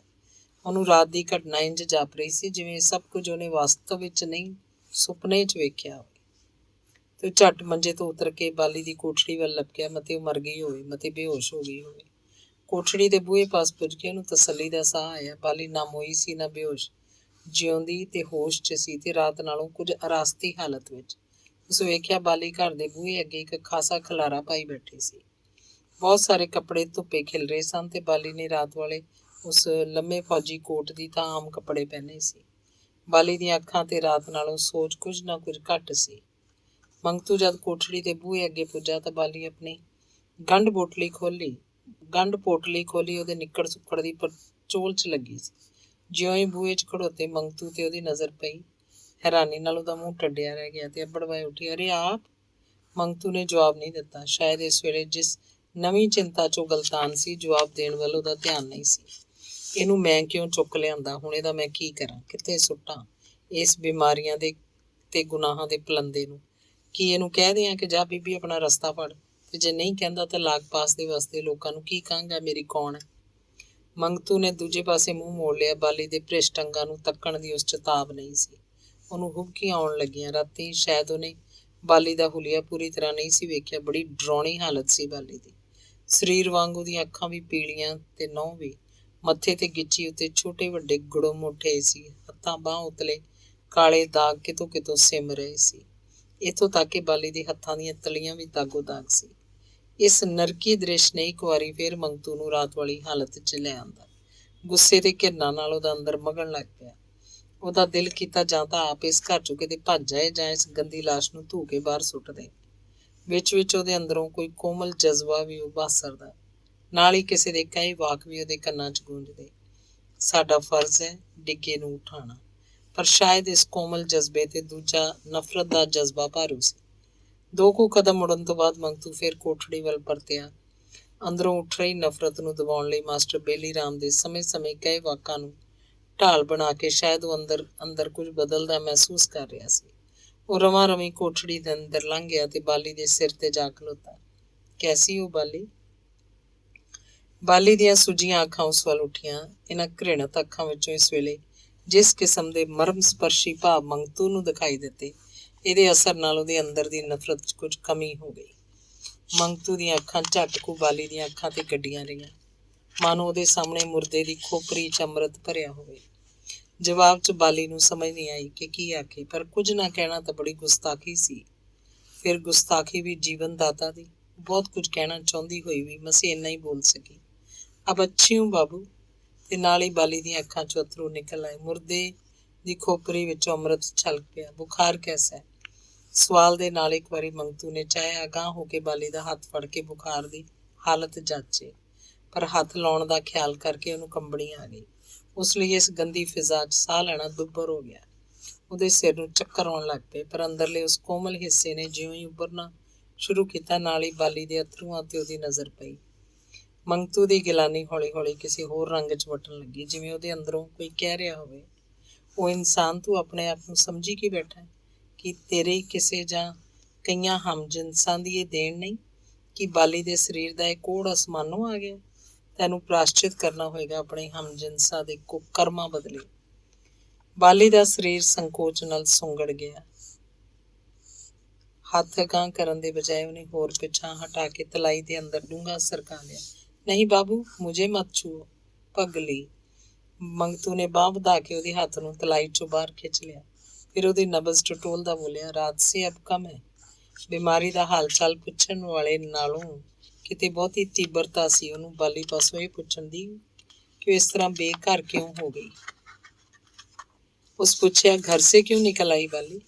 ਬਾਲੀ ਦੀਆਂ ਝੁਕੀਆਂ ਪਲਕਾਂ ਉੱਚੀਆਂ ਹੋਈਆਂ। ਮੰਗਤੂ ਨੇ ਐਤਕੀ ਧਿਆਨ ਨਾਲ ਤੱਕਿਆ। ਬਾਲੀ ਦੀਆਂ ਅੱਖਾਂ 'ਚ ਘਰ ਛੁੱਟ ਜਾਣ ਦੇ ਪਛਤਾਵੇ ਜਾਂ ਦੁੱਖ ਦੇ ਥਾਂ ਇੱਕ ਮਾੜੇ ਜਿਹੇ ਫਖਰ ਦੀ ਚਮਕ ਸੀ। ਜਵਾਬ ਦੇਣ ਦੀ ਥਾਂ ਥੋੜ੍ਹਾ ਚਿਰ ਉਵੇਂ ਹੀ ਮੰਗਤੂ ਦੀਆਂ ਅੱਖਾਂ 'ਚ ਤੱਕਦੀ ਰਹੀ, ਜਿਵੇਂ ਅੱਖਾਂ 'ਚ ਕਹਿ ਰਹੀ ਹੋਵੇ ਕਿ ਇਹਦਾ ਕਾਰਨ ਤੂੰ ਹੀ ਤਾਂ ਹੈ, ਪਰ ਜ਼ਬਾਨ ਉਹਦੀ ਹਰਕਤ 'ਚ ਨਹੀਂ ਆਈ। ਬੋਲਤੀ ਕਿਉਂ ਨਹੀਂ? ਮੰਗਤੂ ਨੇ ਦਬਕਾ ਮਾਰਿਆ। ਬਾਲੀ ਦੀਆਂ ਸੁੱਜੀਆਂ ਅੱਖਾਂ 'ਚ ਗਿੱਲ ਆ ਗਈ। ਐਤਕੀ ਉਹਦੀ ਜ਼ਬਾਨ 'ਚ ਹਰਕਤ ਆਈ। सेठ ने निकाल दिया मकान से। किस सेठ ने? होटल के मालिक ने। क्यों? उसकी बात जो नहीं मानी थी। कौन सी बात? वही, आपको मालूम है ना कृष्णा मुझे साई दे गया था। हाँ हाँ मालूम है, मैंने वो रुपए लौटा दिए थे। लौटा दिए थे? और तुम होटल नहीं गई थी दूसरे दिन? नहीं। क्यों? बाली ने जवाब नहीं दिता, केवल ਉਹਦੀਆਂ ਅੱਖਾਂ 'ਚ ਇਕੱਠੀ ਹੋਈ ਗਿੱਲ ਦੋ ਤੁਪਕੇ ਬਣ ਕੇ ਉਹਦੀਆਂ ਸੁੱਜੀਆਂ ਹੋਈਆਂ ਦਾਗੀ ਗੱਲਾਂ ਤੇ ਢਲਕ ਆਈ। ਮੰਗਤੂ ਨੂੰ ਵੀ ਝਟਕੂ ਹੋਰ ਕੋਈ ਸਵਾਲ ਨਹੀਂ ਸੁਝਿਆ। ਉਹ ਕਿਸੇ ਬਹੁਤ ਡੂੰਘੀ ਸੋਚ 'ਚ ਉਤਰਿਆ ਰਿਹਾ। ਕੀ ਕੁਝ ਤੇ ਕਿੰਨਾ ਕੁਝ ਸੋਚ ਰਿਹਾ ਸੀ, ਉਹ ਆਪ ਵੀ ਨਹੀਂ ਸੀ ਸਮਝ ਸਕਿਆ। ਫਿਰ ਉਹਨੇ ਆਪਣੇ ਸਵਾਲ ਨੂੰ ਜ਼ਰਾ ਲੰਮੇਰਾ ਕਰਕੇ ਦੁਹਰਾਇਆ, तो तुम गई क्यों नहीं जबकि तुमने साई ले रखी थी? ਬਾਲੀ ਨੇ ਇੱਕ ਵਾਰ ਫੇਰ ਅੱਖਾਂ ਉਹਦੇ ਚਿਹਰੇ ਤੇ ਫੈਲਾਤੀਆਂ, ਜਿਵੇਂ ਪੁੱਛ ਰਹੀ ਹੋਵੇ, ਤੂੰ ਵੀ ਇਹ ਸਵਾਲ ਕਰਦਾ? ਬਤਾਤੀ ਕਿਉਂ ਨਹੀਂ? ਉਹਨੂੰ ਚੁੱਪ ਵੇਖ ਕੇ ਮੰਗਤੂ ਨੇ ਝਿੜਕਿਆ। ਬਾਲੀ ਦੀ ਨਜ਼ਰ ਅਜੇ ਤੱਕ ਮੰਗਤੂ ਦੇ ਚਿਹਰੇ ਤੇ ਜੰਮੀ ਸੀ, ਜਿਵੇਂ ਉੱਥੋਂ ਕੁਝ ਢੂੰਡ ਰਹੀ ਹੋਵੇ, ਜਿਵੇਂ ਨਿਰਣਾ ਕਰ ਰਹੀ ਹੋਵੇ ਕਿ ਇਹ ਆਦਮੀ ਉਹੀ ਹੈ, ਉਸ ਰਾਤ ਵਾਲਾ ਹੈ ਕਿ ਹੋਰ ਕੋਈ। ਮੰਗਤੂ ਨੂੰ ਕਹਿ ਰਹੀ ਹੋਵੇ, ਆਪ ਹੀ ਮੈਨੂੰ ਰਸਤਾ ਦਿਖਾ ਕੇ ਆਪ ਹੀ ਪੁੱਛਦਾ ਹੈ ਤੈਨੂੰ ਉਸ ਰਾਹ ਕਿਸ ਤੋਰਿਆ। ਤੇ ਮੰਗਤੂ ਵੀ ਜਿਵੇਂ ਉਹਦੇ ਇਸ ਮੂਕ ਜਵਾਬ ਨੂੰ ਸੁਣ ਕੇ ਸਮਝ ਰਿਹਾ ਹੋਵੇ। ਸ਼ਾਇਦ ਇਸੇ ਕਰਕੇ ਮੁੜ ਉਹਨੇ ਪ੍ਰਸ਼ਨ ਨੂੰ ਦੁਹਰਾਉਣ ਦੀ ਲੋੜ ਨਹੀਂ ਸਮਝੀ। ਉਹਨੇ ਹੋਰ ਸਵਾਲ ਕੀਤਾ, ਅੱਛਾ ਫਿਰ ਕਿਆ ਬਤਾਊਂ ਬਾਬੂ? ਬਾਲੀ ਨੇ ਪੋਟੇ ਨਾਲ ਗੱਲਾਂ ਤੋਂ ਅਥਰੂ ਚੁੱਕਦਿਆਂ ਜਵਾਬ ਦਿੱਤਾ, वो मोहल्ला उसी सेठ का है ना। एक दिन उसका मुंशी आया जिसके साथ एक सिपाही सा आदमी भी था। आते उन लोगों ने मुझे निकल जाने को कहा, तो तुमने पूछा नहीं क्यों मुझे निकालते हो? पूछा क्यों नहीं बाबू, बहुत मिन्नत की, पर वहां सुनता कौन था? वे लोग तो एक सांस में कहे जा रहे थे कि तू बदमाश औरत है, तूने मोहल्ले में कोठी खाना खोल रखा है, और जाने क्या क्या कह दिया। फिर उन लोगों ने मुझे धक्के मारकर घर से बाहर निकाल दिया। इतनी मेहरबानी की कि मुझे एक गठड़ी भर सामान उठा लेने दिया, और तुम्हारा बाकी सामान, बाकी सब मैंने वहीं छोड़ दिया। कहाँ लिए फिरती? कोई ठिकाना भी तो नहीं था, ऊपर से बीमारी ने परेशान कर रखा था। और उसके बाद मुझे कोई ठिकाना नहीं मिला। मेरी बीमारी को देखकर कोई मुझे पास नहीं फटकने देता था। तो इतने दिन तुम यूं ही भटकती रही? और क्या करती बाबू? बीमारी भी जोर पकड़ती गई, बुखार भी होने लगा, और शरीर में दर्द शुरू हो गया। ओह, मंगतू ने बहुत डूंगा साह भरा। तब तो तुम्हें मैंने ही मुसीबत में डाल दिया ना। नहीं बाबू, ऐसा नहीं। बाली दी अखां ते गले च खिमा याचना दे भाव सी। आपने तो मुझे नरक से निकालना चाहा था। मेरी बुद्ध भ्रष्ट हो गई कि मैंने तुम्हें ते बाली दी आवाज थिड़कन लग गई। वो झाटी गल दा रुख होर पासे पलटदी बोली, अच्छा बाबू, भगवान तुम्हारा भला करे। ਤੇ ਉੱਠ ਕੇ ਬਾਹਰ ਨਿਕਲ ਆਈ। ਫਿਰ ਆਪਣਾ ਖਲੇਰਾ ਸਾਂਭਣ ਲੱਗ ਪਈ। ਮੰਗਤੂ ਸਮਝ ਗਿਆ ਉਹ ਕੱਪੜਾ ਲੱਤਾ ਸਮੇਟ ਕੇ ਜਾਣ ਲਈ ਤਿਆਰ ਹੈ। ਉਸ ਪੁੱਛਿਆ, ਤੂੰ ਅਬ ਕਹਾਂ ਜਾ ਰਹੀ ਹੋ? ਜਹਾਂ ਭਗਵਾਨ ਲੈ ਜਾਏਂਗੇ ਬਾਬੂ। ਬਾਲੀ ਨੇ ਮੂੰਹ ਦੂਜੇ ਪਾਸੇ ਕਰ ਲਿਆ, ਸ਼ਾਇਦ ਉਮੜੇ ਆ ਰਹੇ ਅਥਰੂਆਂ ਨੂੰ ਲੁਕਾਉਣ ਲਈ। ਨਹੀਂ, ਮੰਗਤੂ ਨੇ ਹੁਕਮ ਵਰਗੇ ਲਹਿਜੇ 'ਚ ਕਿਹਾ, ਜਬ ਤੱਕ तुम्हारा कोई और ठिकाना नहीं बनता तब तक यहीं रहना होगा तुम्हें। ਬਾਲੀ ਇੰਝ ਹੈਰਾਨੀ ਨਾਲ ਉਸ ਵੱਲ ਤੱਕੀ ਜਿਵੇਂ ਮੰਗਤੂ ਦੀ ਗੱਲ ਦਾ ਉਹਨੂੰ ਵਿਸ਼ਵਾਸ ਨਾ ਆਇਆ ਹੋਵੇ। ਉਹਦੀਆਂ ਅੱਖਾਂ ਵਹਿ ਤੁਰੀਆਂ। ਰੋਤੀ ਕਿਉਂ ਹੈ? ਬੈਠ ਆਪਣੀ ਜਗ੍ਹਾ ਪਰ, ਅਭੀ ਤੁਮੇ ਨਹੀਂ ਜਾਣਾ ਹੈ, ਕਹਿ ਕੇ ਮੰਗਤੂ ਉੱਠਿਆ ਤੇ ਉੱਠ ਕੇ ਆਪਣੇ ਕਮਰੇ ਵੱਲ ਚਲਾ ਗਿਆ। ਬਾਲੀ ਨੂੰ ਜਿਵੇਂ ਕਿਸੇ ਮੰਤਰ ਨੇ ਕੀਲ ਦਿੱਤਾ ਹੋਵੇ, ਉਹਨਾਂ ਹੀ ਕਦਮਾਂ ਤੇ ਬੈਠ ਗਈ। ਅੰਗ 29ਵਾਂ। ਕਿਸੇ ਜੋਸ਼ ਜਜ਼ਬੇ ਜਾਂ ਹੰਗਾਮੀ ਰੌਂਅ 'ਚ ਅਸੀਂ ਇੱਕ ਵੇਲੇ ਜਿਹੜਾ ਕਦਮ ਚੁੱਕਦੇ ਹਾਂ, ਜ਼ਰੂਰੀ ਨਹੀਂ ਕਿ ਸਾਡਾ ਉਹ ਜਜ਼ਬਾ ਜੋਸ਼ ਜਾਂ ਰੌਂਅ ਹਮੇਸ਼ਾ ਉੱਦਾਂ ਦਾ ਹੀ ਬਣਿਆ ਰਹੇ। ਸੋਚ ਵਿਚਾਰ ਦੀਆਂ ਹੱਦਾਂ ਅੰਦਰ ਆ ਕੇ ਕਈ ਵਾਰੀ ਐਸਾ ਹੁੰਦਾ ਹੈ ਕਿ ਅਸੀਂ ਉਸ ਚੁੱਕੇ ਹੋਏ ਕਦਮ ਉੱਤੇ ਖੁਦ ਹੀ ਸਖਤ ਕਿਸਮ ਦੀ ਨੁਕਤਾਚੀਨੀ ਕਰਨ ਲੱਗ ਪੈਂਦੇ ਹਾਂ। ਮੰਗਤੂ ਦੀ ਹਾਲਤ ਇਸ ਵੇਲੇ ਕੁਝ ਇਸ ਕਿਸਮ ਦੀ ਸੀ। ਬਾਲੀ ਪਾਸੋਂ ਹਟ ਕੇ ਉਹ ਆਪਣੇ ਕਮਰੇ 'ਚ ਪੁੱਜਾ। ਉੱਥੋਂ ਉੱਠ ਕੇ ਰਸੋਈ 'ਚ ਰਾਤੀ ਵੀ ਉਸ ਕੁਝ ਖਾਧਾ ਨਹੀਂ ਸੀ। ਇਹ ਤੋਂ ਛੁੱਟ ਬਾਲੀ ਨੂੰ ਕੁਝ ਖਵਾਉਣ ਪਿਲਾਉਣ ਦੀ ਜ਼ਿੰਮੇਵਾਰੀ ਤਾਂ ਉਸੇ ਦੇ ਸਿਰ ਸੀ। ਉਹ ਚੁੱਲ੍ਹੇ 'ਚ ਅੱਗ ਬਾਲਦਾ ਹੋਇਆ ਕਿਸੇ ਬਹੁਤ ਡੂੰਘੇ ਤੇ ਭਰੇ ਵਹਿਣ 'ਚ ਵਹਿੰਦਾ ਜਾ ਰਿਹਾ ਸੀ। ਇਸ ਗਲੀ ਸੜੀ ਲਾਸ਼ ਦਾ ਕੀ ਕਰਾਂ? ਕਿਉਂ ਮੈਂ ਬੈਠਿਆਂ ਸੁੱਤਿਆਂ ਨਵਾਂ ਝਮੇਲਾ ਗਲ ਪਾ ਲਿਆ? ਇੱਕ ਅਜਿਹੀ ਚੀਜ਼ ਨੂੰ ਘਰ 'ਚ ਲਿਆ ਵਾੜਿਆ ਜਿਹਦੀ ਛੂਹ ਨਾਲ ਕੋਈ ਵੀ ਚੀਜ਼ ਭਿੱਟ ਜਾਏਗੀ। ਜਿੰਨੀ ਵਾਰੀ ਵੀ ਬਾਲੀ ਦਾ ਖਿਆਲ ਉਹਨੂੰ ਆਉਂਦਾ, ਉਹਦਾ ਜੀਅ ਮਤਲਾਉਣ ਲੱਗ ਪੈਂਦਾ। ਅੱਗ ਬਾਲਣ ਤੋਂ ਲੈ ਕੇ ਨਾਸ਼ਤਾ ਤਿਆਰ ਕਰਨ ਤੀਕ ਉਹ ਇਹੋ ਜਿਹੀਆਂ ਸੋਚਾਂ 'ਚ ਡੁੱਬਿਆ ਰਿਹਾ। ਕਿਸੇ ਦੁਖੀ ਉੱਤੇ ਕੀਤੀ ਭਲਾਈ ਦਾ ਅਹਿਸਾਸ ਉਸ ਅੰਦਰ ਨਾ ਹੋਵੇ, ਐਸਾ ਤਾਂ ਨਹੀਂ ਸੀ। ਜ਼ਰੂਰ ਉਹਨੂੰ ਖਿਆਲ ਆਉਂਦਾ ਕਿ ਉਹਨੇ ਬਾਲੀ ਨੂੰ ਲਿਆ ਕੇ ਨੇਕ ਕੰਮ ਕੀਤਾ ਤੇ ਮਨੁੱਖਤਾ ਦੇ ਨਾਂ ਤੇ ਉਹਨੂੰ ਐਸਾ ਕਰਨਾ ਚਾਹੀਦਾ ਸੀ। ਨਾਸ਼ਤਾ ਤਿਆਰ ਹੋ ਗਿਆ। ਰਕੇਸ਼ੀ ਵਿੱਚ 2 ਫੁਲਕੇ ਤੇ ਨਾਲ ਚਾਹ ਦਾ ਗਲਾਸ ਲੈ ਕੇ ਉਹ ਬਾਲੀ ਦੀ ਕੋਠੜੀ ਵੱਲ ਤੁਰਿਆ। ਉਹਨੇ ਚਾਹਿਆ ਬਾਲੀ ਦੇ ਸਾਹਮਣੇ ਹੋਣ ਵੇਲੇ ਅੱਖਾਂ ਮੀਟ ਲਏ, ਪਰ ਇਹ ਕਿਵੇਂ ਹੋ ਸਕਦਾ? ਬਿਨਾਂ ਮੂੰਹੋਂ ਕੁਝ ਕਿਹਾ ਉਹਨੇ ਅੰਦਰ ਜਾ ਕੇ ਬਾਲੀ ਦੇ ਸਾਹਮਣੇ ਨਾਸ਼ਤਾ ਰੱਖਤਾ। ਫਿਰ ਰਾਤ ਵਾਲੀ ਗੜਵੀ ਤੇ ਕੌਲੀ ਚੁੱਕ ਕੇ ਬਾਹਰ ਨਿਕਲ ਆਇਆ। ਰਸੋਈ 'ਚ ਆ ਕੇ ਉਹਨੂੰ ਜਾਪਿਆ ਜਿਵੇਂ ਗੜਵੀ ਦੀ ਛੋਹ ਨੇ ਉਹਦੇ ਹੱਥਾਂ ਉੱਤੇ ਉਸੇ ਤਰ੍ਹਾਂ ਦੇ ਛਾਲੇ ਥੱਪੜ ਪਾਤੇ ਜਿਹੋ ਜਿਹੇ ਬਾਲੀ ਦੇ ਹੱਥਾਂ ਤੇ ਸੀ। ਉਹਨੇ 1 ਵਾਰੀ 2 ਵਾਰੀ 3 ਵਾਰੀ ਗੜਵੀ ਨੂੰ ਮਾਂਜਿਆ, ਫਿਰ ਵੀ ਹੋਰ ਭਾਂਡਿਆਂ 'ਚ ਨਾ ਰੱਖ ਕੇ ਰਸੋਈ ਦੀ ਇੱਕ ਨੁੱਕਰੇ ਰੱਖ ਕਰਕੇ ਵੱਖਰੀ ਟਿਕਾਤੀ। ਸੱਚਮੁੱਚ ਹੀ ਉਹਦੀ ਸੰਘੋਂ ਗਰਾਹੀ ਲੰਘਣੀ ਮੁਸ਼ਕਿਲ ਹੋ ਗਈ, ਪਰ ਜ਼ੋਰ ਜ਼ਬਰ ਕਰਕੇ ਉਹਨੇ ਕਿਸੇ ਤਰ੍ਹਾਂ ਪੇਟ ਦੇ ਤੰਦੂਰ 'ਚ ਝੁਲਕਾ ਪਾਇਆ। ਇਸ ਕੰਮੋਂ ਵਿਹਲਾ ਹੋ ਕੇ ਮੁੜ ਆਪਣੇ ਕਮਰੇ 'ਚ ਜਾ ਬੈਠਾ। ਬਾਲੀ ਕੀ ਕਰ ਰਹੀ ਹੈ, ਨਾਸ਼ਤਾ ਕੀਤਾ ਹੈ ਕਿ ਨਹੀਂ, ਇਹਨਾਂ ਗੱਲਾਂ ਵੱਲ ਉਹਦਾ ਧਿਆਨ ਨਹੀਂ ਸੀ। ਉਹ ਇਸ ਵੇਲੇ ਇਸੇ ਗੱਲ ਤੇ ਦਿਮਾਗ ਸੋਜ਼ੀ ਕਰ ਰਿਹਾ ਸੀ ਕਿ ਹੁਣ ਇਹਦਾ ਕੀ ਕੀਤਾ ਜਾਏ। ਕੀ ਉਹਨੂੰ ਕੇਵਲ ਇੱਕ ਰਾਤ ਆਸਰਾ ਦੇ ਕੇ ਵਿਦਾ ਕਰ ਦਿੱਤਾ ਜਾਏ? ਬਾਲੀ ਦੀ ਮੰਗ ਵੀ ਇਹੀ ਸੀ। ਇਸ ਗੱਲ ਤੇ ਮੰਗਤੂ ਦੇ ਖਿਆਲਾਂ ਦੀਆਂ ਅੰਦਰੇ ਅੰਦਰ ਕਾਫੀ ਝੜਪਾਂ ਹੁੰਦੀਆਂ ਰਹੀਆਂ ਤੇ ਫਿਰ ਨਤੀਜੇ ਤੇ ਪਹੁੰਚ ਗਿਆ ਕਿ ਬਸ ਇਹੋ ਠੀਕ ਹੈ ਕਿ ਉਹਨੂੰ ਇੱਥੋਂ ਹਟਾਉਣਾ ਹੀ ਹੋਏਗਾ। ਪਰ ਜਦ ਤਸਵੀਰ ਦਾ ਦੂਜਾ ਪਾਸਾ ਉਹਦੇ ਸਾਹਮਣੇ ਆਇਆ, ਜਾਏਗੀ ਕਿੱਥੇ, ਤਾਂ ਉਹਦਾ ਫੈਸਲਾ ਡਗਮਗਾਉਣ ਲੱਗ ਪਿਆ।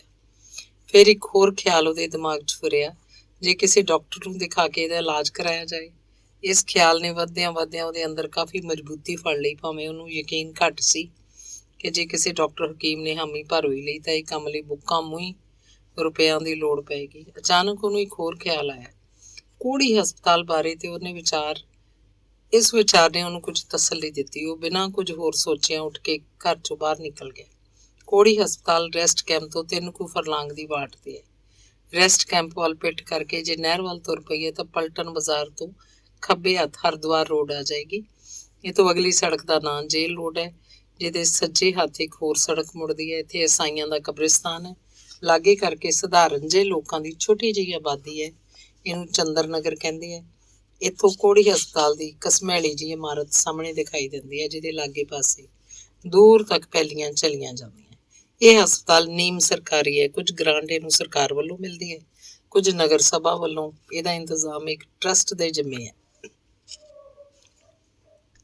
ਹਸਪਤਾਲ ਦਾ ਬਾਹਰਲਾ ਫਾਟਕ ਲੰਘ ਕੇ ਅੰਦਰ ਜਾਓ ਤਾਂ ਸਭ ਤੋਂ ਪਹਿਲਾਂ ਸੁਪਰਡੈਂਟ ਦਾ ਕੁਆਟਰ ਆਏਗਾ, ਜਿਹਦੇ ਨਾਲ ਡਾਕਟਰ ਦਾ ਦਫ਼ਤਰ ਹੈ। ਇਹ ਥਾਂ ਕਾਫੀ ਖੁੱਲ੍ਹਾ ਹੈ ਤੇ ਖੂਬ ਫੁੱਲਾਂ ਬੂਟਿਆਂ ਨਾਲ ਸ਼ਿੰਗਾਰਿਆ ਹੋਇਆ।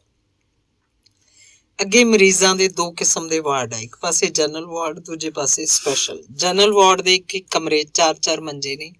ਇਹੋ ਜਿਹੇ ਕੁੱਲ 20 ਕਮਰੇ ਅਰਥਾਤ 80 ਮਰੀਜ਼ਾਂ ਲਈ ਥਾਂ ਹੈ। ਸਪੈਸ਼ਲ ਵਾਰਡ ਦੇ ਕੁੱਲ 8 ਕਮਰੇ ਨੇ ਅਰਥਾਤ 8 ਮਰੀਜ਼। ਜਨਰਲ ਵਾਰਡ ਦੇ ਮਰੀਜ਼ਾਂ ਦਾ ਇਲਾਜ ਮੁਫਤ ਕੀਤਾ ਜਾਂਦਾ ਹੈ ਤੇ ਸਪੈਸ਼ਲ ਵਾਲਿਆਂ ਪਾਸੋਂ ਖਰਚ ਲਿਆ ਜਾਂਦਾ ਹੈ। ਘਰੋਂ ਨਿਕਲ ਕੇ ਮੰਗਤੂ ਰਵਾਂ ਰਵੀ ਇਸ ਹਸਪਤਾਲ 'ਚ ਜਾ ਪਹੁੰਚਿਆ। ਫਿਰ ਪੁੱਛਦਿਆਂ ਪਛਾਂਦਿਆਂ ਉਹਨੂੰ ਪਤਾ ਲੱਗਾ ਡਾਕਟਰ ਵਿਆਸ ਇੱਥੋਂ ਦਾ ਇੰਚਾਰਜ ਹੈ। ਇਤਫਾਕ ਨਾਲ ਇਸ ਵੇਲੇ ਡਾਕਟਰ ਨਾਲ ਸਹਿਜੇ ਹੀ ਉਹਦਾ ਮੇਲ ਹੋ ਗਿਆ ਜਦੋਂ ਹਸਪਤਾਲ ਤੋਂ ਬਾਹਰ ਨਿਕਲ ਕੇ ਚਹਿਲ ਕਦਮੀ ਕਰ ਰਿਹਾ ਸੀ। ਮੰਗਤੂ ਕੁਝ ਸੰਗਦਾ ਉਹਦੇ ਨੇੜੇ ਪਹੁੰਚਿਆ। ਉਹਦੀ ਸੰਗ ਦੂਰ ਹੋ ਗਈ ਜਦ ਡਾਕਟਰ ਦਾ ਸਨਿਮਰ ਬੋਲਣ ਢੰਗ ਉਹਦੀ ਦ੍ਰਿਸ਼ਟੀ ਗੋਚਰ ਹੋਇਆ। ਉਹ ਅਧਖੜ ਉਮਰ ਦਾ ਸੱਜਣ ਸੀ, ਜਿਹਦੀ ਬੋਲ ਚਾਲ 'ਚ ਕੁਝ ਖਾਸ ਤੌਰ ਤੇ ਮਿਠਾਸ ਤੇ ਹਮਦਰਦੀ ਦਾ ਰੰਗ ਸੀ। ਨਮਸਤੇ ਕਹਿਣ ਤੋਂ ਬਾਅਦ ਮੰਗਤੂ ਨੇ ਆਪਣਾ ਮਨੋਰਥ ਪ੍ਰਗਟ ਕੀਤਾ, ਡਾਕਟਰ ਸਾਹਿਬ ਮੈਂ ਇੱਕ ਬਿਮਾਰ ਔਰਤ ਦਾ ਇਲਾਜ ਕਰਾਉਣਾ ਚਾਹੁੰਦਾ। ਤੇ ਫਿਰ ਡਾਕਟਰ ਦੇ ਪੁੱਛਣ ਤੇ ਉਹਨੇ ਬਿਮਾਰ ਦੀ ਹਾਲਤ ਜਿੰਨੀ ਕੁ ਉਹਦੀ ਜਾਣਕਾਰੀ ਜਾ ਚੁੱਕੀ ਸੀ ਬਿਆਨ ਕਰ। ਡਾਕਟਰ ਨੇ ਕੁਝ ਚਿਰ ਸੋਚਦੇ ਰਹਿਣ ਤੋਂ ਬਾਅਦ ਪੁੱਛਿਆ, ਤੁਹਾਡੀ ਕੋਈ ਰਿਸ਼ਤੇਦਾਰ ਹੈ? ਜੀ ਮੇਰੀ। ਮੰਗਤੂ ਦੇ ਜਵਾਬ ਦਾ ਬਾਕੀ ਹਿੱਸਾ ਉਹਦੇ ਗਲੇ ਚਟਕ ਗਿਆ, ਪਰ ਇਹਦੇ ਬਾਕੀ ਹਿੱਸੇ ਨੂੰ ਡਾਕਟਰ ਦੇ ਇਸ ਸਵਾਲ ਨੇ ਪੂਰਾ ਕਰਤਾ, ਤੁਹਾਡੀ ਘਰਵਾਲੀ ਹੈ? ਡਾਕਟਰ ਦੇ ਇਸ ਛੋਟੇ ਜਿਹੇ ਵਾਕ ਨੂੰ ਸੁਣ ਕੇ ਮੰਗਤੂ ਨੂੰ ਜਾਪਿਆ ਜਿਵੇਂ ਭਖਦਾ ਭਖਦਾ ਕੋੜਾ ਡਾਕਟਰ ਨੇ ਉਹਦੀ ਜੇਬ 'ਚ ਸੁੱਟਤਾ ਹੋਵੇ, ਜਿਹੜਾ ਹੁਣੇ ਨਾ ਕੇਵਲ ਉਹਦੇ ਕੱਪੜਿਆਂ ਨੂੰ ਸਾੜ ਸੁੱਟੇਗਾ ਬਲਕਿ ਉਹਦਾ ਪਿੰਡਾ ਵੀ ਝੁਲਸ ਦੇਗਾ। ਹਾਂਜੀ। ਜਵਾਬ 'ਚ ਮੰਗਤੂ ਦੇ ਮੂੰਹ ਇਹ ਅੱਖਰ ਇੰਝ ਨਿਕਲੇ ਜਿਵੇਂ ਕਿਸੇ ਨੇ ਇਹਨਾਂ ਨੂੰ ਚੀਰ ਕੇ ਕੱਢਿਆ ਹੋਵੇ। ਪਰ ਡਾਕਟਰ ਨੇ ਹੋਰ ਸਵਾਲ ਕੀਤਾ, ਇਹ ਬਿਮਾਰੀ ਤਾਂ 2 ਹੀ ਤਰ੍ਹਾਂ ਨਾਲ ਲੱਗ ਸਕਦੀ ਹੈ, ਜਾਂ ਛੂਤ ਨਾਲ ਜਾਂ ਖੂਨ ਦੇ ਰਾਹੀਂ। ਕਿਸੇ ਇੱਕ ਆਦਮੀ ਤੋਂ ਦੂਜੇ ਨੂੰ ਜਾ ਲੱਗਦੀ ਹੈ। ਕੀ ਮੈਂ ਪੁੱਛ ਸਕਦਾ ਕਿ ਤੁਹਾਨੂੰ ਕਦ ਇਹ ਬਿਮਾਰੀ ਹੋਈ ਸੀ? ਮੰਗਤੂ ਅਜੀਬ ਸੰਕਟ 'ਚ ਫਸ ਗਿਆ, ਪਰ ਵਕਤ ਨੂੰ ਸੰਭਾਲਣਾ ਤਾਂ ਜ਼ਰੂਰੀ ਸੀ। ਉਸ ਪਾਸੋਂ ਝਟਪਟ ਜਿਹੋ ਜਿਹੀ ਬਣਾਵਟ ਬਣ ਸਕੀ ਬਣਾ ਕੇ ਬੋਲਿਆ, ਜੀ ਨਹੀਂ, ਅਸਲ 'ਚ ਉਹਦੇ ਪਿਓ ਨੂੰ ਕਦੀ ਇਹ ਬਿਮਾਰੀ ਰਹਿ ਚੁੱਕੀ ਸੀ। ਠੀਕ ਹੈ। ਡਾਕਟਰ ਨੇ ਇੱਕ ਭੇਦ ਭਰੀ ਨਜ਼ਰ ਨਾਲ ਉਸ ਵੱਲ ਤੱਕਦਿਆਂ ਕਿਹਾ, ਪਰ ਤੁਹਾਨੂੰ ਵੀ ਮੁਹਤਾਤ ਰੱਖਣ ਦੀ ਲੋੜ ਹੈ, ਐਸਾ ਨਾ ਹੋਵੇ ਕਿ। ਵਿੱਚੋਂ ਹੀ ਮੰਗਤੂ ਬੋਲਿਆ, ਮੈਂ ਜਨਾਬ ਬੇਟਾ ਮੂਰਖ ਤੇ ਨਹੀਂ ਹਾਂ।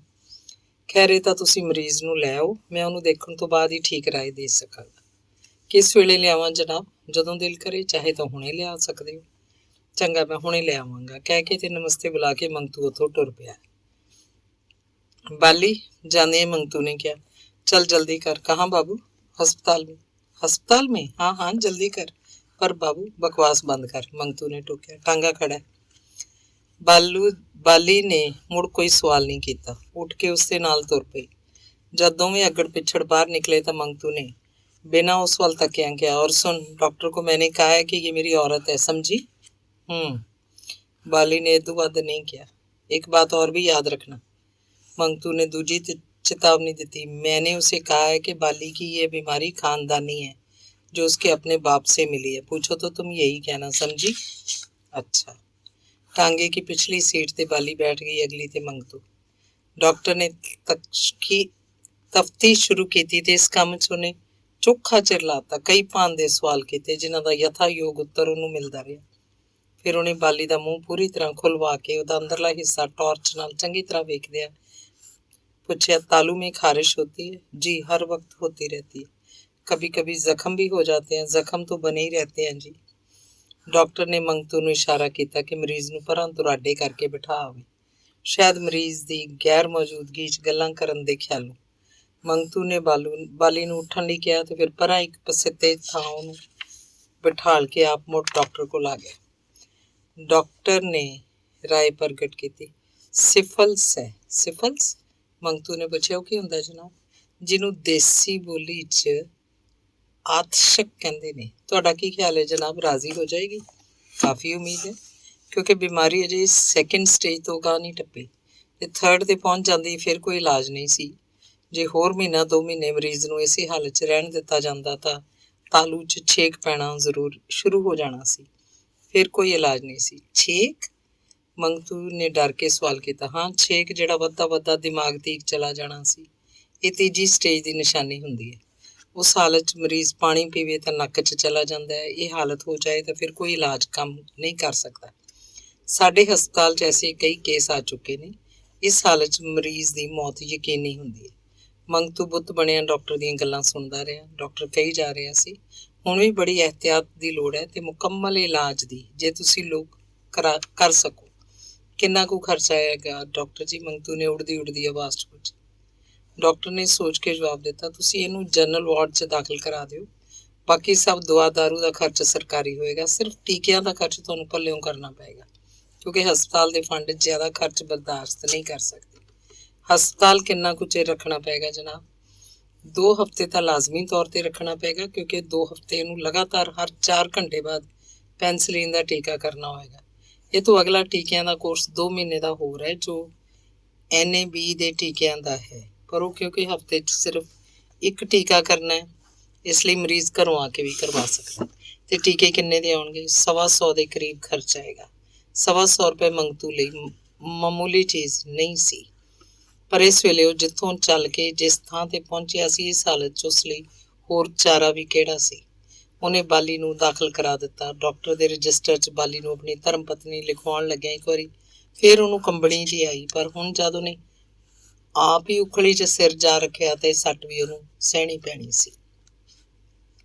ਅੰਗ 30ਵਾਂ। ਅੱਜ ਦੀ ਸਾਰੀ ਦਿਹਾੜੀ ਮੰਗਤੂ ਇਸੇ ਆਰੇ ਲੱਗਾ ਰਿਹਾ। ਟੀਕੇ ਖਰੀਦ, ਬਿਸਤਰਾ ਪਹੁੰਚਾ, ਹੋਰ ਨਿੱਕਾ ਮੋਟਾ ਕੰਮ। ਜਦ ਇਸ ਕੰਮੋਂ ਵਿਹਲਾ ਹੋਇਆ ਤਾਂ ਉਹਨੂੰ ਚੈਨ ਦਾ ਸਾਹ ਆਇਆ, ਪਰ ਜਿਉਂ ਹੀ ਬਟੂਏ ਦੀ ਬਚੀ ਖੁਚੀ ਰਕਮ ਉੱਤੇ ਉਹਦੀ ਨਜ਼ਰ ਪਈ, ਉਹਦਾ ਦਿਲ ਘਾਉ-ਮਾਊ ਹੋਣ ਲੱਗ ਪਿਆ। ਉਹ ਬਾਰ-ਬਾਰ ਇਸੇ ਗੱਲ ਤੇ ਸੋਚੀ ਗਿਆ ਕਿ ਬਾਲੀ ਵਾਲਾ ਵਬਾਲ ਸਿਰ ਤੇ ਚੁੱਕ ਕੇ ਉਹਨੇ ਅਕਲਮੰਦੀ ਕੀਤੀ ਹੈ ਕਿ ਬੇਅਕਲੀ। ਘੜੀ ਮੁੜੀ ਉਹਦੀਆਂ ਅੱਖਾਂ ਅੱਗੇ ਆਪਣੀ ਮਰਨਾਊ ਪਿਓ ਦੀ ਸ਼ਕਲ ਆਈ ਜਾਂਦੀ, ਜਿਹਦੇ ਮਰਨ ਲੱਗਿਆਂ ਆਪਣੀ ਸਾਰੀ ਉਮਰ ਦੀ ਕਮਾਈ ਉਹਨੂੰ ਇੱਕ ਨਿੱਕੀ ਜਿਹੀ ਪੋਟਲੀ ਦੇ ਰੂਪ 'ਚ ਸੌਂਪੀ ਸੀ। ਫਿਰ ਉਹਨਾਂ ਚੇਤਾਵਨੀਆਂ ਦਾ ਉਹਨੂੰ ਖਿਆਲ ਆਇਆ ਜਿਹੜੀਆਂ ਪਿਓ ਨੇ ਉਹਨੂੰ ਕੀਤੀਆਂ ਸੀ। ਉਹ ਸੋਚੀ ਜਾ ਰਿਹਾ ਸੀ, ਮੈਂ ਉਹਨੂੰ ਜਿਉਂਦੇ ਨੂੰ ਤਾਂ ਸਤਾਉਂਦਾ ਹੀ ਰਿਹਾ, ਮਰਨ ਲੱਗੇ ਦੀ ਆਖਰੀ ਤਮੰਨਾ ਵੀ ਉਹਦੀ ਪੂਰੀ ਨਾ ਕਰ ਸਕਿਆ। ਕੀ ਪਤਾ ਉਸ ਭਾਗੇ ਦੀ ਰੂਹ ਅਜੇ ਤੀਕ ਭਟਕਦੀ ਹੋਵੇ ਆਪਣੀ ਸੱਧਰ ਪੂਰੀ ਕਰਨ ਲਈ, ਤੇ ਫਿਰ ਉਹਦੇ ਸਾਹਮਣੇ ਆਪਣੀ ਮਾਂ ਦੀ ਅਣਵੇਖੀ ਸ਼ਕਲ ਆ ਮੌਜੂਦ ਹੋਈ। ਸੋਚਣ ਲੱਗਾ, ਉਸੇ ਦੀ ਕਰਤੂਤ ਨਹੀਂ ਤਾਂ ਬੇੜੀਆਂ 'ਚ ਵੱਟੇ ਪਾ ਕੇ ਮੈਨੂੰ ਕਿਸੇ ਪਾਸੇ ਜੋਗਾ ਨਾ ਰਹਿਣ ਦਿੱਤਾ। ਜੇ ਉਹ ਬਦਚਲਨ ਜਨਾਨੀ ਐਸਾ ਨਾ ਕਰਦੀ ਤਾਂ ਅੱਜ ਮੇਰੀ ਹਾਲਤ ਕਿੰਨੀ ਵੱਖਰੀ ਹੁੰਦੀ। ਮੈਂ ਵਿਆਹਿਆ ਗਿਆ ਹੁੰਦਾ, ਮੈਂ ਇੱਕ ਚੰਗੀ ਘਰ-ਬਾਰੀ ਹੁੰਦਾ, ਸ਼ਾਇਦ ਇੱਕ ਨਿੱਕੀ ਜਿਹੀ ਫੁਲਵਾੜੀ ਦਾ ਮਾਲਕ ਹੁੰਦਾ, ਮੇਰੇ ਘਰ 'ਚੋਂ ਪ੍ਰਸੰਨ ਕਹਿਕਿਆਂ ਦੀ ਆਵਾਜ਼ ਗੂੰਜਦੀ। ਪਰ ਉਹ ਫਿਰ ਹੋਰ ਤਰ੍ਹਾਂ ਸੋਚਣ ਲੱਗ ਪੈਂਦਾ, ਚੰਗਾ ਹੀ ਹੋਇਆ ਜੇ ਐਸਾ ਨਹੀਂ ਹੋਇਆ। ਕੀ ਪਤਾ ਮੇਰਾ ਗੰਢ ਚਤਰਾਵਾ ਵੀ ਉਸੇ ਵਰਗੀ ਕਿਸੇ ਬਦ ਚੱਲਣ ਨਾਲ ਹੋ ਜਾਂਦਾ ਜਾਂ ਬਾਲੀ ਵਰਗੀ ਭੈੜੀ ਪਛੁੰਨੀ ਨਾਲ, ਫੇਰ ਮੇਰਾ ਕੀ ਹਾਲ ਹੁੰਦਾ? ਕੀ ਮੈਨੂੰ ਵੀ ਆਪਣੇ ਪਿਓ ਵਾਂਗ ਸਾਰੀ ਉਮਰ ਹੌਕਿਆਂ ਵਿੱਚ ਹੀ ਨਾ ਗੁਜ਼ਾਰਨੀ ਪੈਂਦੀ? ਤੇ ਇਹ ਇੰਨੇ ਰੁਪਇਆਂ ਦੀ ਬਰਬਾਦੀ, ਇਸ ਖਿਆਲੋਂ ਉਹਦਾ ਦਿਲ ਡੋਲਣ ਲੱਗ ਪੈਂਦਾ। ਝੱਟ ਹੀ ਉਹਨੂੰ ਇਸ ਡਾਵਾਂ ਡੋਲਤਾ ਵਿੱਚੋਂ ਕਿਸੇ ਨਿੰਮੀ ਜਿਹੀ ਤਸੱਲੀ ਦਾ ਝੌਲਾ ਪੈਂਦਾ। ਚਲੋ ਹੋਰ ਕੁਛ ਨਾ ਸਹੀ, ਇੱਕ ਦੁਖੀ ਆਤਮਾ ਦੀ ਪੀੜ ਤੇ ਕੱਸੀ ਹੋਏਗੀ, ਤੇ ਜੇ ਬਾਲੀ ਨੂੰ ਆਰਾਮ ਆ ਗਿਆ ਤਾਂ ਸਮਝਾਂਗਾ ਮੇਰੇ ਖਰਚ ਕੀਤੇ ਪੈਸੇ ਸਫਲੇ ਹੋ ਗਏ। ਫਿਰ ਸੋਚਦਾ ਸਫਲੇ ਕਿ ਅਸਫਲੇ। ਉਹਦਾ ਇਲਾਜ ਕਰਾਉਣਾ ਉਹਨੂੰ ਨਵੀਂ ਨਰੋਈ ਕਰਨ ਦਾ ਇਹ ਤੋਂ ਵੱਧ ਹੋਰ ਕੀ ਲਾਭ ਹੋਏਗਾ ਕਿ ਉਹ ਤੰਦਰੁਸਤ ਹੋ ਕੇ ਆਪਣੇ ਉਸ ਨਖਿੱਧ ਪੇਸ਼ੇ ਨੂੰ ਨਵੇਂ ਸਿਰਿਓਂ ਫਿਰ ਸ਼ੁਰੂ ਕਰ ਦੇਵੇਗੀ। ਉਹਦੇ ਗਾਹਕ ਜਿਹੜੇ ਅੱਜ ਉਹ ਤੋਂ ਨੱਕ ਮੂੰਹ ਵੱਟਦੇ ਨੇ, ਉਹਨੂੰ ਗੁੜ ਦੀ ਰੋੜੀ ਸਮਝ ਕੇ ਭੁੰਡਾ ਵਾਂਗ ਫਿਰ ਉਹਦੇ ਦੁਆਲੇ ਆ ਝੁਰਮਟ ਪਾਉਣਗੇ। ਵਾਦੜੀਆਂ ਸਜਾਦੜੀਆਂ ਜਦ ਕਿ ਸਿਰਾਂ ਨਾਲ ਜਾਂਦੀਆਂ ਹੁੰਦੀਆਂ ਨੇ। ਅਖੀਰ ਉਹਨੂੰ ਜੇ ਇਸ ਦੁਚਿੱਤੀ ਚੋਂ ਨਿਕਲਣ ਦਾ ਕੋਈ ਇਲਾਜ ਲੱਭਾ ਤਾਂ ਇਹ ਕਿ ਸਾਰਾ ਹੀਜ ਪਿਆਜ ਮਾਸਟਰ ਬੇਲੀ ਰਾਮ ਨੂੰ ਲਿਖ ਕੇ ਉਸ ਪਾਸੋਂ ਇਸ ਬਾਰੇ ਸਲਾਹ ਪੁੱਛ ਭੇਜੇ। ਸੋ ਉਹਨੇ ਆਪਣੀ ਕਾਪੀ ਨਾਲੋਂ 2-3 ਵਰਕੇ ਪਾੜੇ, ਚਿੱਠੀ ਲਿਖਣ 'ਚ ਰੁੱਝ ਗਿਆ। ਚਿੱਠੀ ਕਾਫੀ ਲੰਮੀ ਹੋ ਗਈ ਸੀ, ਜਿਹਨੂੰ ਖਤਮ ਕਰਨ ਤੋਂ ਬਾਅਦ ਉਹ ਕਮਰੇ 'ਚੋਂ ਨਿਕਲਿਆ, ਦੂਜੀ ਕੋਠੜੀ 'ਚ ਦਾਖਲ ਹੋਇਆ। ਬਾਲੀ ਦਾ ਕੁਝ ਸਮਾਨ ਉੱਥੇ ਮੌਜੂਦ ਸੀ, ਜਿਹਨੂੰ ਉਹ ਜਾਣ ਤੋਂ ਪਹਿਲਾਂ ਇੱਕ ਢੱਕਣ ਵਾਲੇ ਪੀਪੇ 'ਚ ਸੰਭਾਲ ਕੇ ਰੱਖ ਗਈ ਸੀ। ਮੰਗਤੂ ਦਾ ਦਿਲ ਕੀਤਾ ਇਸ ਪੀਪੇ ਨੂੰ ਚਿਮਟੇ ਨਾਲ ਚੁੱਕ ਕੇ ਬਾਹਰ ਸੁੱਟ ਦੇਵੇ, ਜਿਵੇਂ ਪੀਪੇ ਅੰਦਰ ਬਾਲੀ ਆਪਣੇ ਗਲੇ ਸੜੇ ਸਰੀਰ ਦਾ ਕੁਝ ਹਿੱਸਾ ਬੰਦ ਕਰਕੇ ਰੱਖ ਗਈ ਹੋਵੇ। ਕੋਠੜੀ 'ਚੋਂ ਬਾਹਰ ਨਿਕਲਿਆ ਤਾਂ ਉਹਨੂੰ ਇੱਕ ਨਵੀਂ ਬਿਪਤਾ ਦਾ ਚੇਤਾ ਆਇਆ, ਜਿਸ ਵੱਲ ਹੁਣ ਤੀਕ ਉਹਨੇ ਧਿਆਨ ਹੀ ਨਹੀਂ ਸੀ ਦਿੱਤਾ। ਬਾਲੀ ਨੂੰ ਰੋਟੀ ਪਹੁੰਚਾਉਣ ਦਾ। ਉਹਦੇ ਅੰਦਰ ਘਬਰਾਹਟ ਜਿਹੀ ਪੈਦਾ ਹੋ ਗਈ ਤੇ ਮੂਰਖਤਾ ਜਿਹੜੀ ਕਰ ਆਇਆ ਸੀ ਬਾਲੀ ਨੂੰ ਆਪਣੀ ਪਤਨੀ ਪ੍ਰਗਟ ਕਰਨ ਵਾਲੀ, ਇਹਦੇ ਅਹਿਸਾਸ ਨੇ ਤਾਂ ਉਹਨੂੰ ਹੋਰ ਵੀ ਅਧੀਨ ਕਰ ਦਿੱਤਾ। ਚਲੋ ਹੁਣ ਜੋ ਹੋ ਗਿਆ ਸੋ ਹੋ ਗਿਆ, ਇਹ ਸੋਚ ਕੇ ਉਹਦੇ ਅੰਦਰ ਕੁਝ ਟਿਕਾ ਜਿਹਾ ਆਇਆ।